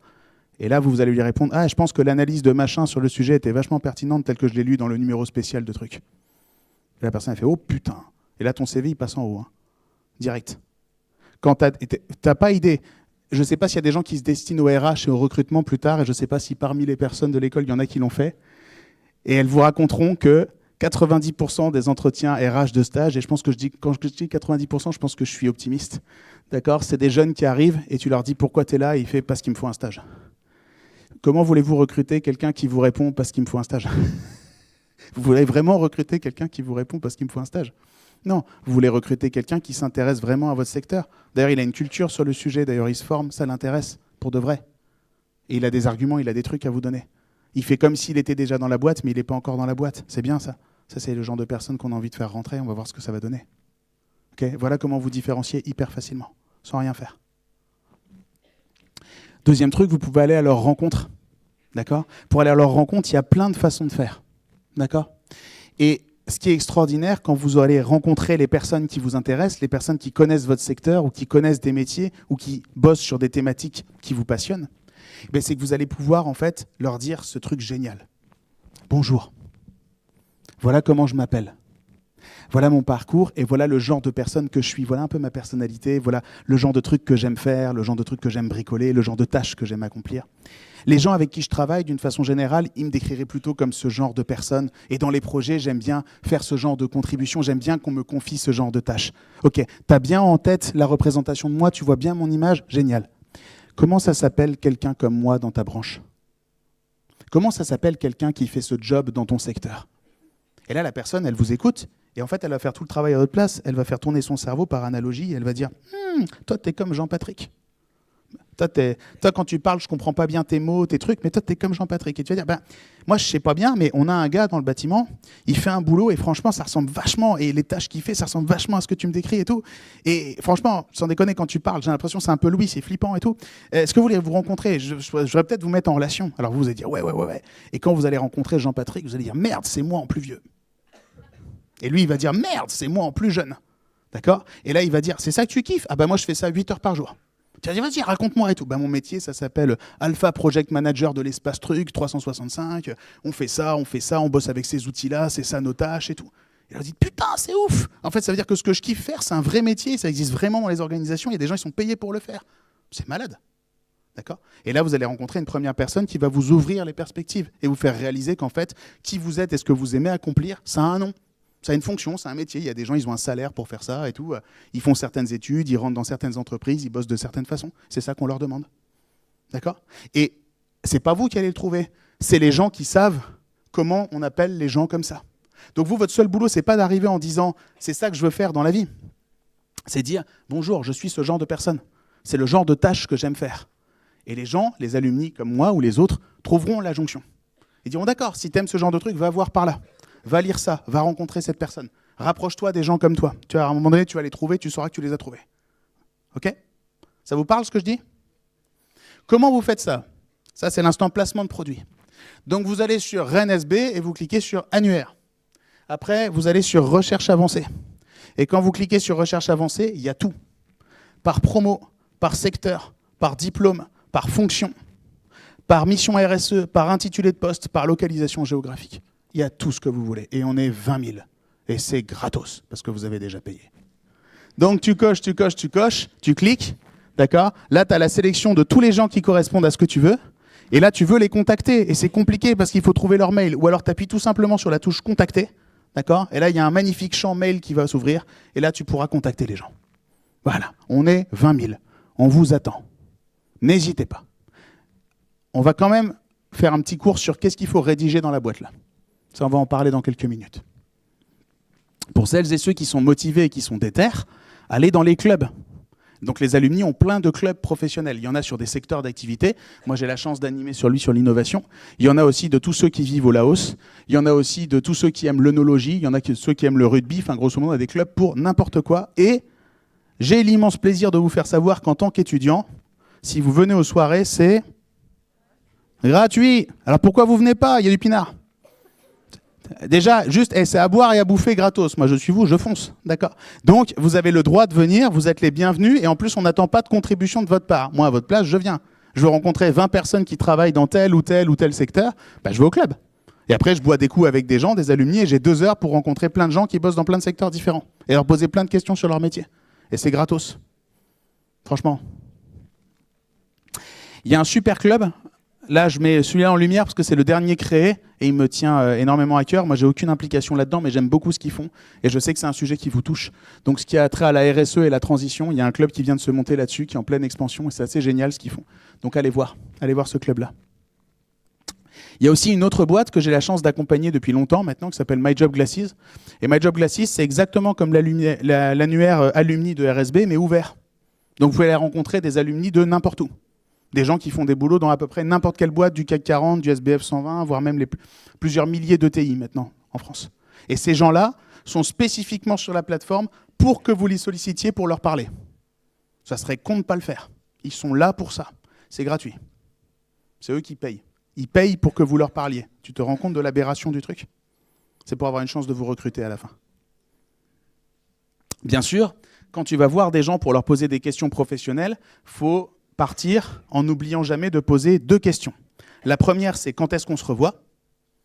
D'accord? Donc ça, c'est je vais vous envoyer un mail dans 1 mois ou dans 2 mois pour vous raconter j'ai suivi vos conseils, etc. J'ai fait ça, et j'attendrai votre feedback et j'espère qu'on aura l'opportunité de reboire un café, refaire une bouffe. Quand est-ce qu'on se revoit?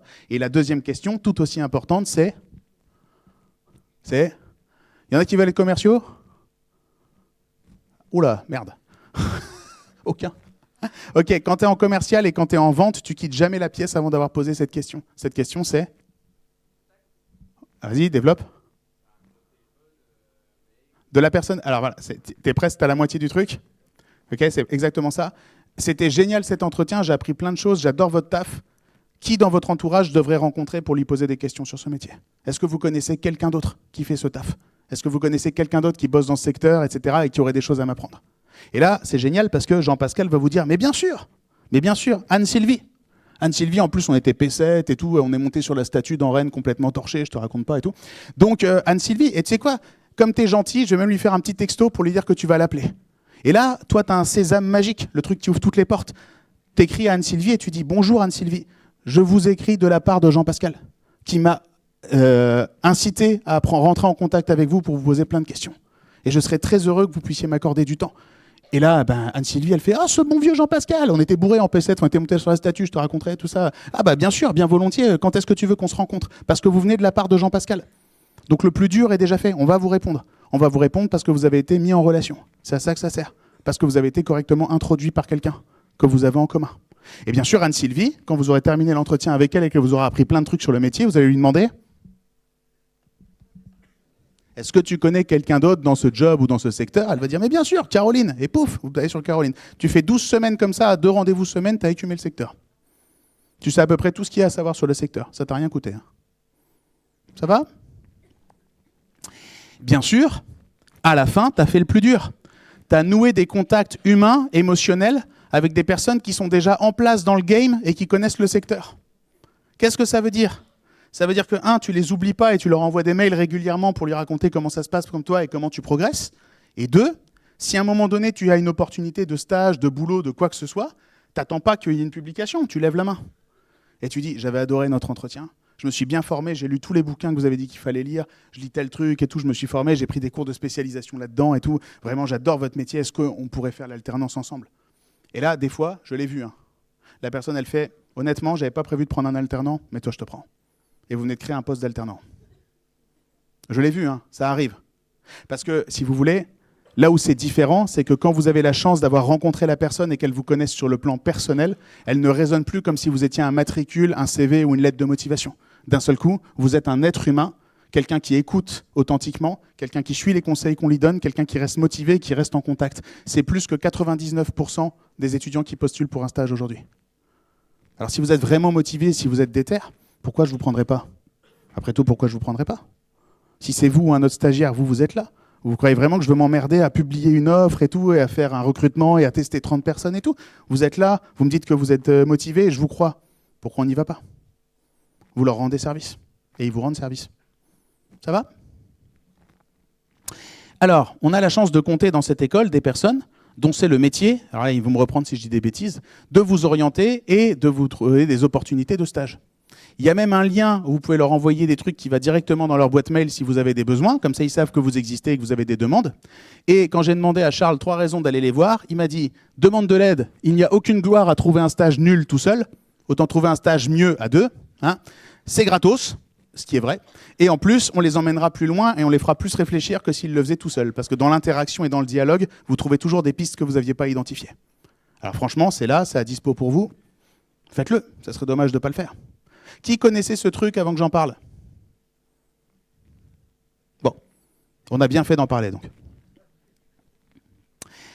Du coup, maintenant, sans choisir autant de métiers ou de secteurs, je vais vous demander de compléter la phrase suivante. Si on vous demandait de faire ce que vous adorez faire, si on vous demandait de pratiquer l'activité qui vous épanouit et dans laquelle vous êtes fort, à quoi vous aimeriez contribuer? Vous aimeriez bosser autour de quel secteur ou aider les gens à accomplir quoi? Enfin, qu'est-ce qui vous motiverait dans l'absolu? Si vous pouviez mettre vos talents à contribution de quelque chose, qu'est-ce que ça serait cette chose pour vous? Ok? Prenez 2 minutes et réfléchissez à ça.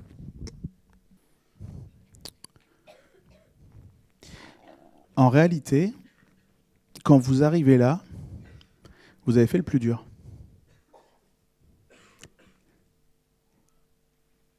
Si vous êtes capable de vous interroger sur vous-même pour comprendre vos motivations authentiques et le genre de personne que vous aimez être et le genre d'activité que vous aimez accomplir, si vous êtes capable de comprendre vos rôles et vos contributions dans les collaborations que vous faites avec les autres et le genre de personne que vous êtes dans une équipe, et si vous êtes capable de vous rapprocher de personnes qui travaillent déjà dans le secteur, dans le domaine, dans les professions qui vous intéressent, Là, je vais vous livrer des trucs. Mais très honnêtement, les opportunités vont arriver toutes seules.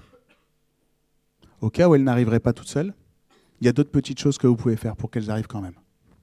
C'est ça qu'on va voir ensemble. C'est la 4e partie.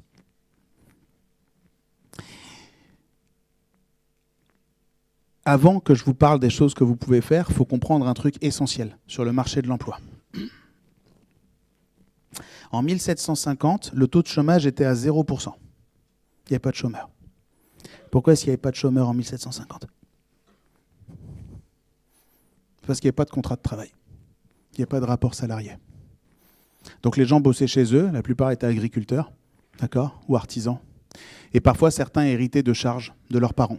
Donc Jean-Sébastien Bach, c'est un magnifique musicien d'une lignée entière de musiciens. Tu regardes l'arbre généalogique de Jean-Sébastien Bach, ils sont tous musiciens. Sur 5 générations, comme ça, que des musiciens.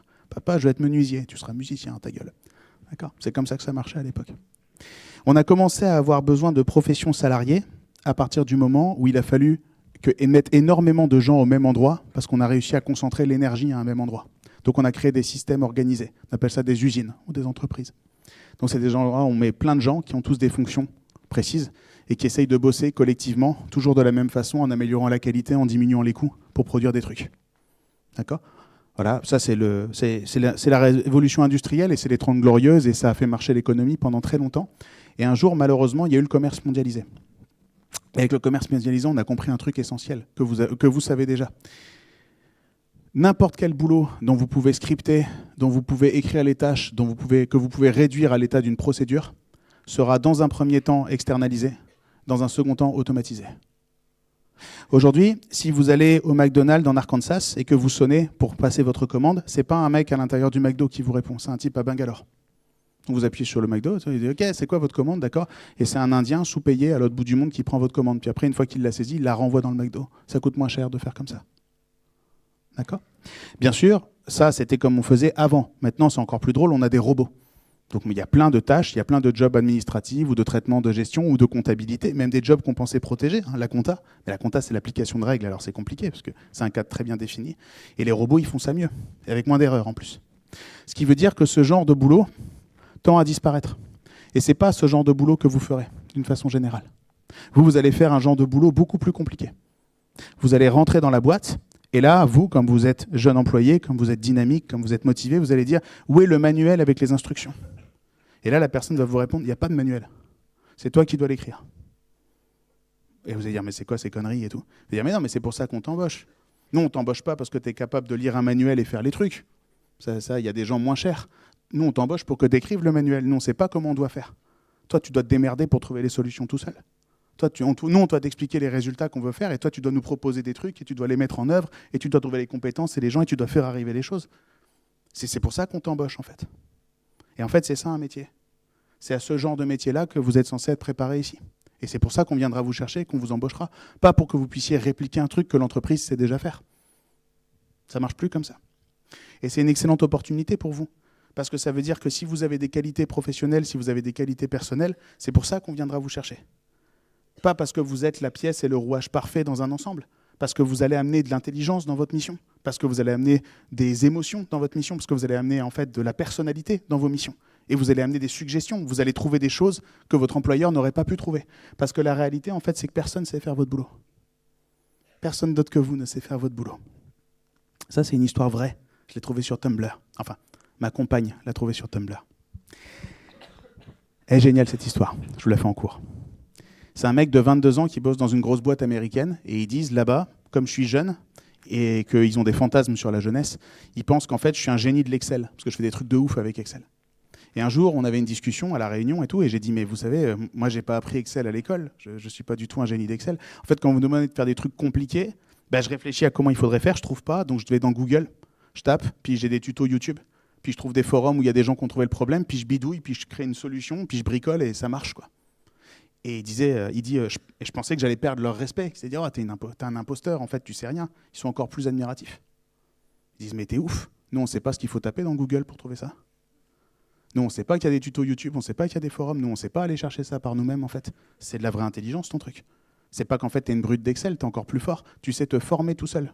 Tu sais aller chercher tout seul les ressources dont tu as besoin, quand tu en as besoin, pour résoudre des trucs par toi-même. Ça, c'est une compétence clé du 21e siècle. Hein. Ce qu'on vous demande, c'est plus de savoir des trucs par cœur. Hein. Wikipédia, c'est des trucs par cœur. Quand tu as besoin d'un truc, tu demandes à ton iPhone. Hein. Ce qu'on vous demande, c'est d'être capable de trouver ce qu'il faudra trouver au moment où il faudra résoudre le problème. C'est ça votre métier. Et c'est une grande opportunité pour vous. Parce qu'il y a plein de façons d'être remarquable dans une entreprise et il y a plein de façons d'amener extraordinairement de valeur. Par exemple, vous allez être une personne qui aura un relationnel client tellement fort que vous allez être une commerciale ou un commercial hors pair et les gens voudront travailler qu'avec vous. Pas parce que vous êtes un bon vendeur, une bonne vendeuse, parce que dans votre personnalité, dans votre manière d'être, dans l'attention que vous montrez aux gens, dans tout ce qui caractérise votre singularité, les gens se sentent suivis, écoutés et compris par vous. Alors ils veulent bosser avec vous. Là, je sors d'une étude qu'on a fait avec Mathias pour une énorme firme. Et c'est un problème d'ailleurs, parce que la plupart des clients, ils disent « Mais nous, on ne veut pas bosser avec la grande firme, avec la marque, on s'en fout, on veut bosser avec lui. On veut bosser avec elle, parce que c'est une bonne personne. Nous, on ne bosse pas avec une marque. Personne ne bosse avec une marque, les gens bossent avec des humains. » D'accord ? Donc vous allez peut-être être une super commerciale. Peut-être que vous êtes le genre de personne qui va se dire « Ok, la boîte ne sait pas faire ça, moi je vais aller chercher cette expertise, je vais la trouver. Je vais la ramener, je vais l'expliquer aux autres et je vais trouver qu'est-ce qu'on doit rajouter dans la société pour être en état de le faire. » D'accord ? Ou alors peut-être que vous allez être super gestionnaire de projet. Peut-être que vous, organisez un anniversaire pour 2000 personnes, ça ne vous fait pas peur. Vous allez dire, OK, j'ai un tableur Excel, je m'en fous. Tant qu'on a un tableur Excel, c'est bon. D'accord ? Et vous allez dire, OK, je vais dire à toi tu fais ça, c'est livré avant tel et tel. Et le jour J, ça sera fait. Parce que vous êtes ce genre de personne. D'accord ? Donc il y a 1001 façons d'amener de la valeur dans les organisations. Et la vérité, c'est qu'en fait, vous serez une de ces personnes. Vous ne serez pas bon partout. Ça n'existe pas. On n'attend pas de vous que vous soyez moyen partout, que vous sachiez à peu près tout faire. Vous serez une de ces personnes et ça ira très bien. Et pour être une personne très qualifiée, très compétente et à qui ça fait plaisir de faire ça, eh bien vous n'allez certainement pas essayer de faire autre chose que ce que vous aimez. Autre chose que ce dans quoi vous avez déjà des aptitudes et des compétences. Ça va ? Du coup, quand vous savez faire ça, vous pouvez choisir de mettre de l'intentionnalité dans ce que vous faites dans cette école. C'est-à-dire de choisir les projets, de choisir les choses que vous allez faire.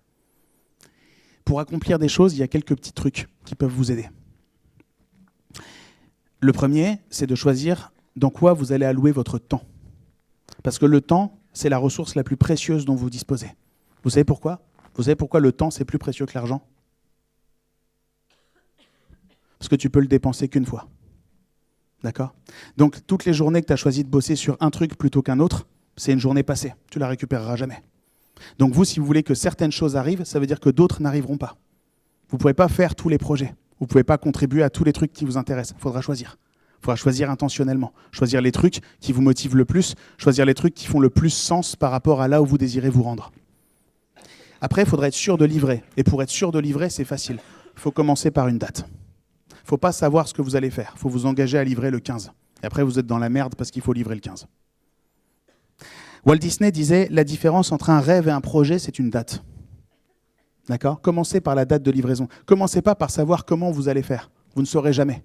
Commencez par devoir rendre un truc un jour donné. Après, vous êtes dans la merde. Vous avez créé un stress artificiel. Et votre cerveau doit trouver une manière de contourner ce problème et trouver une solution. Et vous trouverez. Parce que vous avez une date. Si vous n'avez pas de date, vous ne livrerez jamais. Donc, commencez par déterminer les dates, les choses que vous devez livrer et quand est-ce que vous devez les livrer. Engagez-vous à l'écrit. Ça, c'est très important. Est-ce que parmi vous, il y a des gens qui désirent arrêter de fumer ? Vous êtes trop jeune pour vouloir arrêter de fumer ? Non, il y en a une ? Parfait. Alors, je vais vous donner une technique, d'accord, qui vous garantit à 99,9% que vous arriverez à arrêter de fumer. Et normalement, vous ne l'utiliserez pas. C'est une technique qui marche tellement bien que vous ne l'utiliserez pas, parce qu'elle fait peur. Vous allez lister les 15 personnes qui comptent le plus pour vous sur Terre. Vous allez acheter 15 cartes postales. Et vous avez 15 timbres, et vous allez écrire « Bonjour, je t'écris cette carte postale parce que tu fais partie des 15 personnes qui comptent le plus pour moi sur Terre. Je t'aime d'amour sincère et authentique. Et c'est pour ça qu'aujourd'hui, je prends la plume pour te promettre solennellement que je ne toucherai plus jamais à une cigarette de ma vie. » Après, vous signez. Et vous envoyez la carte postale. Et après, vous êtes dans la merde.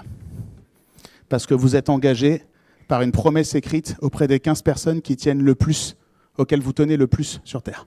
Et c'est très dur de trahir ce genre de promesse. Deux choses, dans les assos, dans les projets de l'école. Quand vous dites « je le ferai un jour », ça veut dire jamais. Un jour, c'est jamais. Un jour, c'est pas une date. D'accord ? Et quand vous dites « je le ferai », on s'en fout, parce que vous l'avez dit. Écrivez-le. Si vous voulez que ça arrive vraiment, écrivez-le et donnez une date. Et ça va arriver. Troisième truc. La motivation, c'est difficile parce que c'est comme la douche. C'est tous les jours. Ça ne dure pas. Donc des fois, tu es galvanisé, tu es motivé à mort, ça dure 2-3 heures, et après, tu es crevé, tu n'en peux plus. Donc il faut renouveler. Et les gens, en fait, il y a un outil extrêmement précieux pour conserver ta motivation, c'est les gens comme toi. C'est les gens qui aiment ce que tu aimes, c'est les gens qui travaillent sur le même genre de projet, parce qu'il y a des jours, tu es à fond et c'est toi qui les tractes, et il y a des jours, toi, tu n'y es pas, mais eux, ils sont à fond, c'est eux qui te tractent. Donc il faut s'entourer, il faut trouver les gens qui partagent les mêmes obsessions, les mêmes passions, les mêmes centres d'intérêt, il faut aller vous voir, il faut bosser ensemble, il faut essayer de créer des projets collectivement, parce que vous allez vous engrainer les uns les autres. Voilà le 5e congrès Solvay, 1927. Donc là, c'est Bébert, là, c'est Marie Curie. Il y a... Ouais, bon, bref. Il y a Heisenberg aussi, mais c'est incertain. Et donc, qu'est-ce qui s'est passé au congrès Solvay? La majeure partie des personnes qui étaient là sont devenues titulaires prix Nobel. Ce qui est intéressant, alors, sauf Marie Curie, qui bien sûr est double titulaire, une meuf double titulaire, normal. D'accord. Et donc, pourquoi est-ce qu'ils sont devenus prix Nobel? Ils n'étaient pas au congrès Solvay parce qu'ils étaient prix Nobel. Ils sont devenus prix Nobel parce qu'ils étaient au congrès Solvay. Ces gens-là n'étaient pas là parce qu'ils étaient connus, il y avait de la fame, mais ils avaient eu le prix Nobel. Ils étaient là parce qu'ils étaient obsédés par les mêmes trucs. Et ils discutaient des mêmes trucs.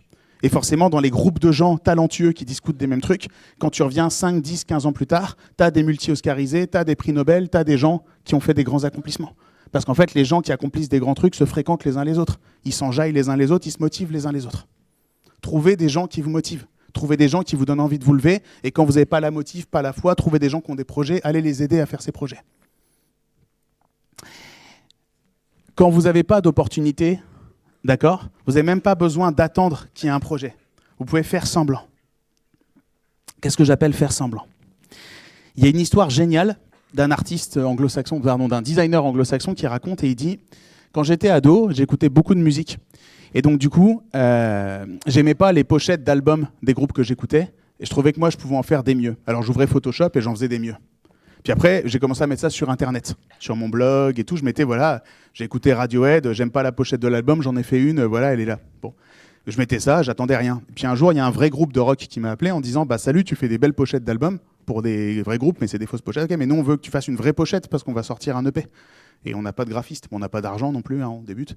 D'accord. Et donc il dit bah, « J'ai fait ma première vraie pochette de vrai album. » Et après, comme j'avais fait une vraie pochette de vrai album, d'autres groupes qui connaissaient ce groupe sont venus me voir en disant « Hey, tu fais des belles pochettes d'albums, tu veux pas faire la nôtre et tout ?» Et il dit après, je me suis retrouvé dans le design graphique et je faisais que des pochettes d'albums. Parce que les gens savaient que j'étais capable d'en faire. Parce que je leur avais montré que j'étais capable d'en faire alors qu'on ne m'avait rien demandé. D'accord ? Le plus important, c'est pas d'avoir fait des vrais projets, d'avoir vraiment contribué. Le plus important, c'est d'être capable de montrer aux gens ce que vous êtes capable de faire. Comme ça, ils savent qu'ils peuvent vous le demander. Et ça provoque les vraies opportunités. Les premières collaborations, les trucs qui font qu'on va reconnaître votre travail, et les autres arriveront, et les autres arriveront, et ainsi de suite. Un moyen de se motiver aussi beaucoup, c'est d'arriver à trouver des gens qui sont dans la merde. Donc vous trouvez des gens qui ont besoin de vous. Vous trouvez des gens qui ont une asso, et ils ont besoin d'aller lever de l'argent, et ils sont nuls à ça, mais vous êtes bon.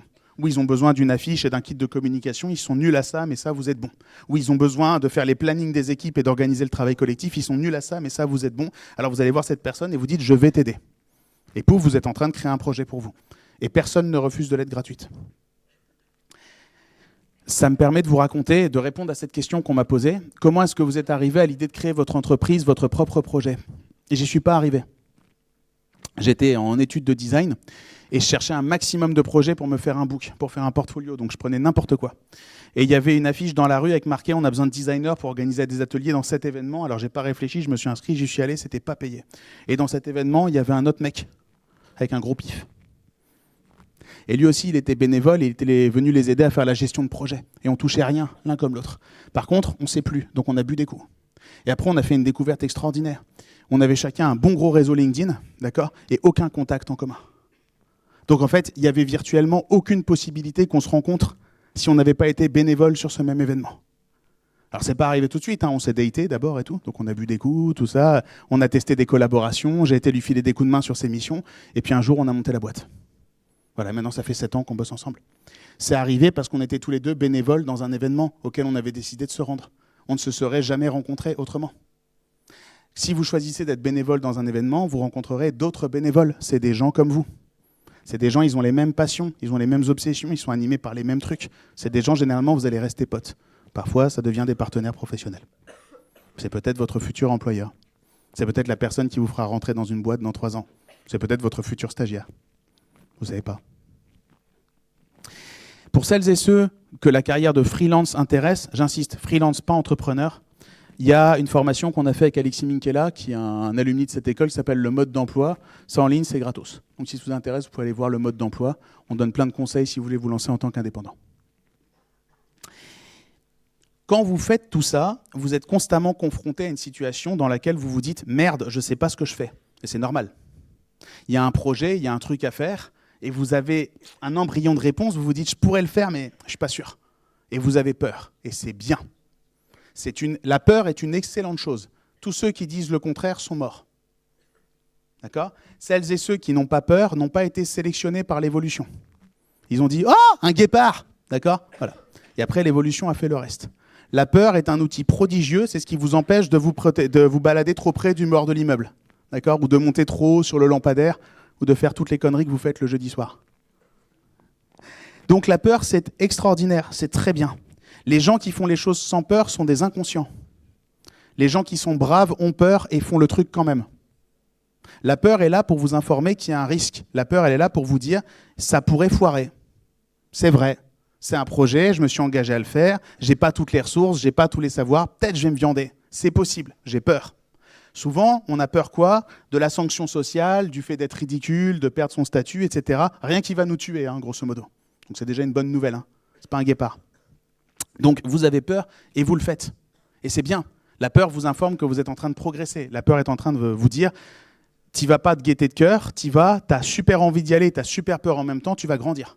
Tu vas le faire, ça va marcher, t'auras appris que t'étais capable, tu vas grandir. C'est bien. La peur sert à ça. Par ailleurs, n'oublions pas un principe essentiel que j'appelle le principe question pour un champion. Qui gagne systématiquement à question pour un champion ? Si tu veux gagner à question pour un champion, il faut faire un seul truc. Mais il faut le faire. Tous ceux qui ne le font pas perdent. Qu'est-ce qu'il faut faire pour gagner à question pour un champion ? Faut postuler déjà, sinon tu n'y es pas. Mais une fois que tu y es, il faut gagner. Comment tu fais pour gagner ? Tu buzzes, mais plus spécifiquement, tu buzzes en premier. Et pour buzzer en premier, il faut être affûté, avoir des réflexes de... Non ? Pourquoi ? Il faut buzzer quand tu n'as pas la réponse. Donc le mec donne la question et il dit « Quelle est la capitale de machin ?» tu vois. Et ton cerveau, il fait « Tu l'as ». Là, tu l'as pas, mais je sais que tu l'as. Buzz. Donc tu buzzes. Alors là, Samuel Etienne, il se tourne vers toi, il fait « Oui !» D'accord ? Et là, ton cerveau, il fait « Ok, c'est bon, j'ai eu 3 secondes. » Et là, il a la réponse. Quand tu as buzzé, tu n'avais pas la réponse. Si tu avais attendu d'être sûr que tu l'avais, quelqu'un d'autre aurait buzzé avant toi.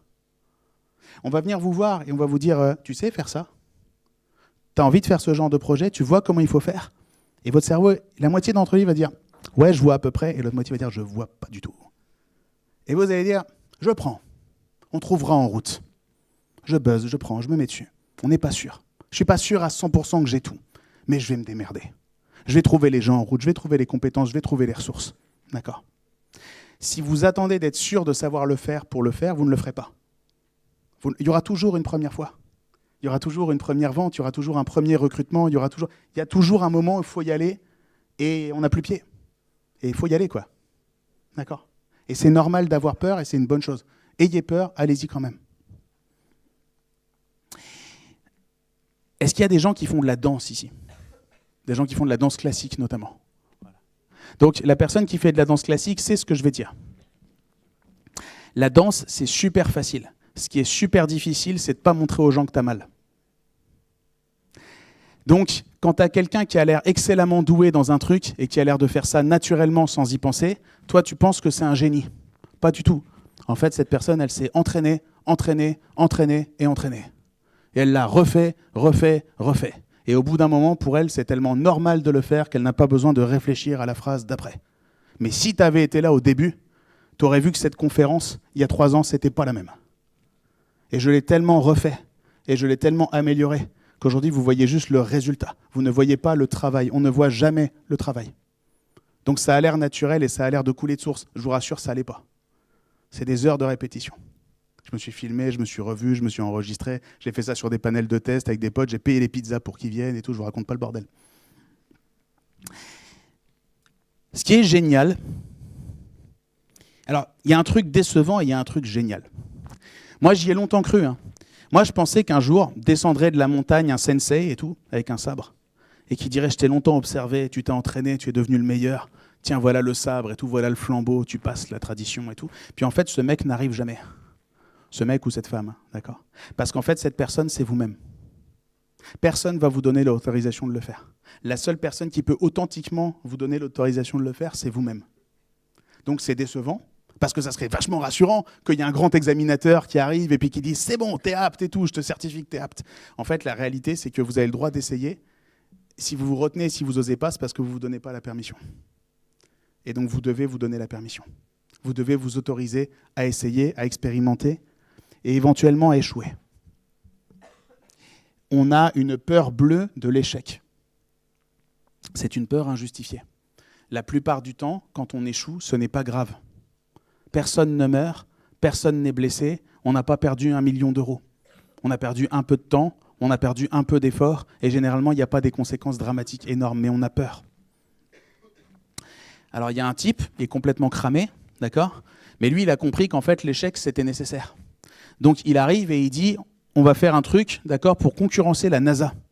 Alors la NASA, forcément, elle rigole, parce qu'elle dit « Mais mon gars, t'es cramé ou quoi? T'as cru genre c'était facile et tout? Laisse faire les professionnels, t'es gentil. » Alors lui, il lance des trucs, puis ça explose en série, et la NASA se fout de sa gueule. Mais la NASA a la mémoire courte. Parce que maintenant, on a Internet. Et on sait pertinemment que quand tu essayes de lancer des gros trucs, plein de carburant dans l'espace, ça marche rarement du premier coup. Donc je suis là pour vous dire que la NASA a fait exploser des dizaines de trucs, et que ça a coûté énormément de pognon. Et c'est comme ça que la NASA est devenue la NASA. Personne n'a commencé jour 1 et a été capable de lancer des trucs sur orbite, encore moins de mettre des êtres humains sur la Lune. C'est arrivé au terme d'années d'expérimentation quand on a fait exploser des trucs et encore des trucs. Ça s'appelle l'apprentissage. Vous y êtes tous et toutes confrontés et quand vous allez essayer, des fois, vous aurez trop de confiance et vous allez vous chier dessus. C'est normal. Ça fait partie du procédé. Comme ça, vous saurez qu'il ne faut plus le faire. Et peu à peu, vous allez affiner votre technique et au bout d'un moment, vous allez être à peu près au point. Et il n'y a pas de façon de faire autrement. Pour vous aider, il y a plein de gens à qui vous pouvez demander des conseils. Ils sont dans le réseau Alumni, ils sont autour de vous. C'est plein de personnes qui ont énormément de ressources et qui seront très heureux de vous connecter avec ces ressources si vous demandez correctement. Allégorie. Vous êtes chez vous, c'est le soir. Quelqu'un tape à la porte. Vous allez ouvrir. Il y a quelqu'un que vous ne connaissez pas en face de vous. La personne vous regarde droit dans les yeux et dit « Bonjour, qu'est-ce que je dois manger ce soir ?» Et vous vous dites, je sais pas, voilà, vous mettez la chaîne et tout, tu vois, d'accord, ok. On reprend, on rembobine, vous êtes chez vous, on frappe à la porte. Vous allez ouvrir, c'est la même personne, elle est habillée pareil et tout. Mais là, à la place, elle vous dit, bonjour, je suis votre voisin, j'habite en dessous. J'étais en train de faire des crêpes avec ma compagne, on a de la farine, on a du lait, on n'a pas d'œufs. Est-ce que par hasard, vous auriez 3 œufs dans votre réfrigérateur, je vous les emprunte parce que l'épicerie est fermée, je vous les ramène demain. Et vous, comme vous êtes une personne civilisée, vous dites « Mais très certainement, mon cher monsieur, vous êtes dans votre frigo, vous prenez les 3 œufs, vous lui donnez, vous êtes fait un nouveau pote et c'est fini. » Quelle est la différence entre les deux situations?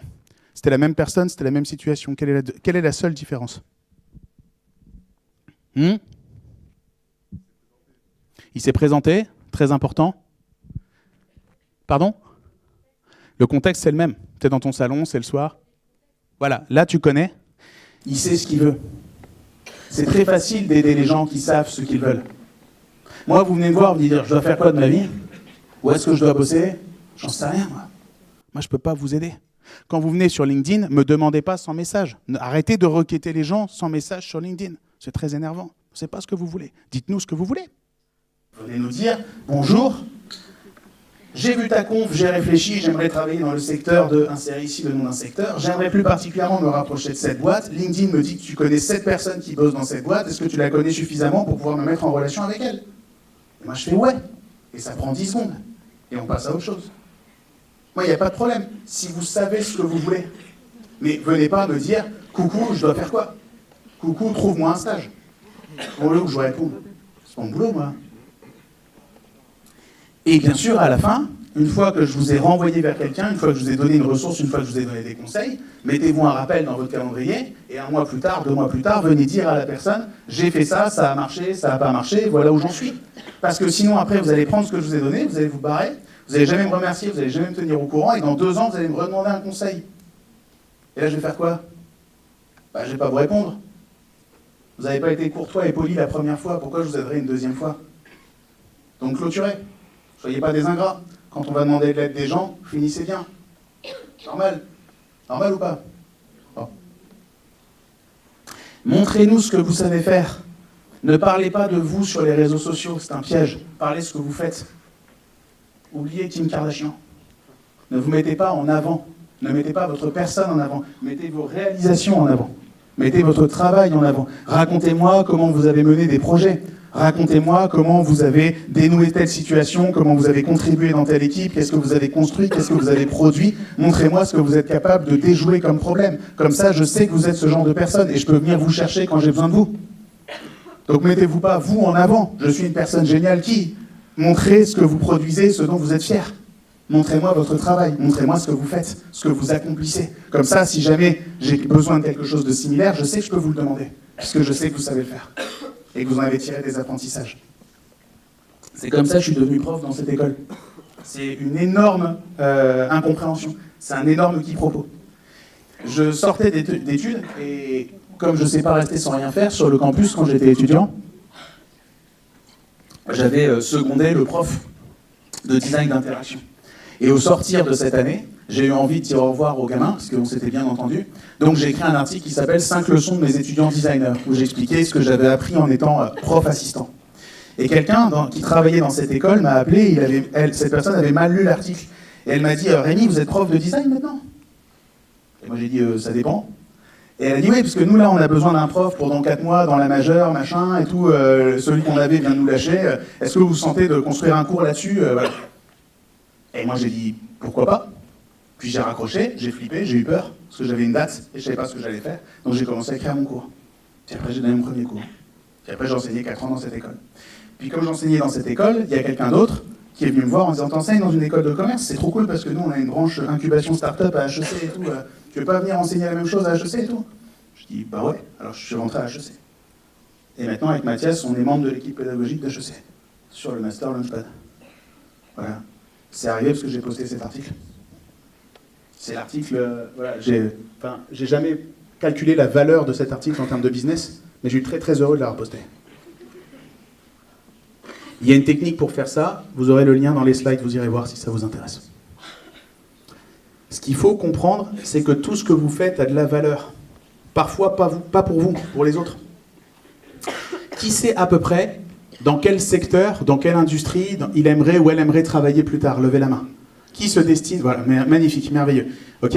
Repérez-vous les uns les autres, d'accord? Et à la fin de cet amphi, avant d'aller boire des bières, ou faites-le en buvant de la bière, ça marche aussi. Faites un grand cercle, et chacun en 30 secondes dit ce qu'il cherche, ou ce qu'elle cherche. Tel secteur, tel domaine, tel poste. La réponse est dans le cercle. Il y a une personne parmi vous qui va dire « ma mère travaille là-dedans, mon cousin travaille là-dedans, mon voisin travaille là-dedans ». D'accord? Tu peux rentrer par là. Je connais quelqu'un qui. T'as lu ce truc qui. D'accord? Vous avez déjà toutes les réponses. D'accord? Vous ne faites pas ce travail et donc vous ne vous rendez pas compte de toute la valeur que vous pouvez vous apporter mutuellement. Faites-le. C'est encore arrivé après la conférence il y a 2 heures. Donc il y a 2 heures, il y en a une qui vient me parler en disant « c'est génial, j'aimerais bosser là-dedans ». Et là, la meuf qui est derrière et qui fait la queue, elle dit « ah génial, je connais justement quelqu'un qui, pouf, contact ». Je le garantis, hein, vous êtes 400. Statistiquement, il y a la réponse à la moitié des questions ici. Prenez juste le temps de le faire. On vous le rendra. Je ne prospecte pas. Je ne prospecte pas, en fait, je prospecte indirectement. À chaque fois que je lis un truc, ou que je vois un truc, ou que j'apprends un truc, et que je me dis, tiens, il y a un de mes clients qui aimerait bien avoir accès à cette information, je lui envoie un mail de 3 lignes, ou un message LinkedIn, et je dis, je lisais ça, j'ai pensé à toi. Ou j'ai appris ça, ça va t'intéresser. Ou j'ai regardé ça, c'est bon pour ce que tu fais.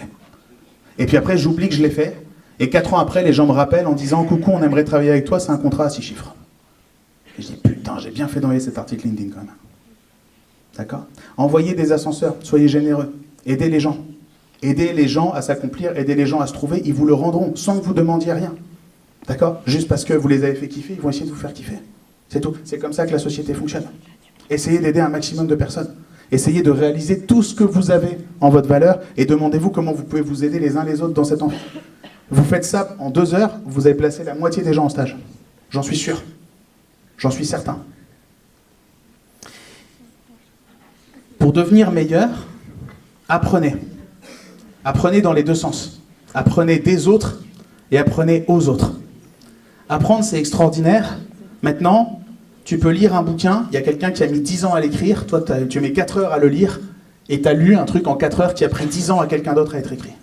C'est extraordinaire. Il y a tellement de réponses dans les bouquins, il y a tellement de méthodes, il y a tellement de connaissances et de savoir, et vous avez tout ça sous la main. Vous avez tout ça sous la main. Et si vous voulez vraiment le retenir, le truc contre-intuitif, d'accord, enseignez-le à d'autres personnes. Parce que là, vous êtes vraiment dans la merde. Quand vous devez apprendre un truc, parce que vous devez ensuite l'apprendre aux autres et le réexpliquer, vous devez vraiment, vraiment bien le comprendre. Et là, vous allez le bosser. Là, vous allez surligner les passages. Là, vous allez faire vos fiches. Là, vous allez apprendre et trouver des trucs activables parce que vous devez les expliquer à d'autres personnes. Et vous n'allez jamais apprendre aussi vite que quand vous avez la nécessité de devoir transmettre et apprendre aux autres. Ces conseils et beaucoup d'autres, vous les retrouverez sur mon site. C'est gratuit, il n'y a rien à vendre. J'ai même pas besoin de votre mail, je ne saurais même pas que vous lisez ça, d'accord? Il y a un blog qui s'appelle Soyez vous-même. Et donc depuis que j'ai fait cette première conférence il y a 3 ans, j'ai posté des articles. Il y en a plus d'une centaine maintenant. Vous pouvez aller voir. Tout ça, c'est pour vous, c'est pas pour moi. D'accord? Donc utilisez-les. Ce que vous aurez compris, j'espère, à l'issue de ces 2 heures qu'on a passées ensemble, c'est qu'en définitive, à partir du moment où vous avez compris ce qui vous anime et ce que vous cherchez, ce à quoi vous cherchez à contribuer, trouvez des opportunités et organisez vos projets et trouvez des façons de rentrer dans les domaines qui vous intéressent. C'est pas excessivement compliqué en réalité et c'est plein de petites choses. C'est pas une grande réalisation, ça sera pas un moment où vous vous sentirez prêt et ça arrivera. C'est plein de petites touches, c'est plein de petits moments, c'est plein de petites rencontres les unes derrière les autres et un jour tout ça va mener à quelque chose. C'est ça que j'appelle concevoir son job. Ça va arriver, ça va émerger, ça émerge toujours. Les opportunités vous rencontreront parce que vous les chercherez. La finalité de tout ça, la raison pour laquelle je vous pousse à faire tout ça, c'est pour que vous cessiez de vivre de votre travail et que vous viviez votre travail. Vivre signifie être capable d'exprimer son individualité unique, aiguiser ses forces en leurs limites, tout en faisant pleinement partie de l'environnement humain et en y contribuant. C'est ce que véritablement vivre veut dire. Et c'est ce que l'école devrait enseigner. Et c'est également ce que devrait être le but ultime du travail de tout un chacun. Je vous ai menti. La vie, c'est bien un escalier. C'est juste qu'il n'existe pas. C'est pas un escalier que quelqu'un d'autre a construit et qui attend au coin de la rue que vous le preniez. C'est un escalier que vous allez construire vous-même. À force de projets, à force d'expérimentation, à force de rencontres, un pas à la fois, une marche à la fois, petit à petit. Et alors que vous allez gravir cet escalier, en fait, vous allez gagner en compétences, vous allez gagner en expérience, vous allez rencontrer des personnes qui vont vous accompagner dans cette ascension. Parfois, vous les aiderez à gravir leur marche, et parfois, c'est elles qui vous aideront à gravir la vôtre. Alors vous allez me dire, ok Rémi, mais si tout ça, c'est un escalier qui n'existe pas, si c'est à nous de la construire, où est-ce que ça mène en définitive? C'est quoi le but? Pourquoi on fait ça? Où est-ce que ça mène tout ça? Et moi, je vous répondrai que, selon moi, le but, c'est pas la question. La question, c'est chaque jour, alors que vous êtes en train de grandir, alors que vous êtes en train de monter sur cet escalier, en fait, je vous encourage à surveiller des trucs particulièrement importants. Et je vois plein de gens tous les jours passer à côté de ces trucs-là. Veillez à vous écouter. Veillez à faire le point régulièrement avec vous-même et à vous demander si vous êtes heureux là, si ça vous plaît, à prendre soin de vous. À ne pas rester dans des situations qui vous font souffrir, qui vous font du mal. Veillez à vous demander si vous employez votre temps et vos efforts à contribuer à quelque chose qui est signifiant pour vous. Pas qui va marcher dans 10 ou 15 ans, pas que vous devez faire pour pouvoir un jour éventuellement obtenir quelque chose qui vous rend juste fier de ce que vous avez fait aujourd'hui. Dites-vous juste, le taf que j'ai fait aujourd'hui là, est-ce que j'en suis fier? D'accord? Est-ce que ça me rapproche de quelque chose? Est-ce que je suis heureux de ce à quoi ça contribue? Et veillez à prendre le temps régulièrement de faire le point et de voir où est-ce que vous en êtes, de voir où vous mènent ces différentes expérimentations, de célébrer aussi. Célébrer vos réussites, célébrer vos apprentissages, découvrir la personne que vous êtes en train de devenir. Mais plus que tout, tout au long du parcours, veillez, s'il vous plaît, à ne surtout pas essayer de ressembler à quelqu'un d'autre que vous-même. Merci pour votre attention.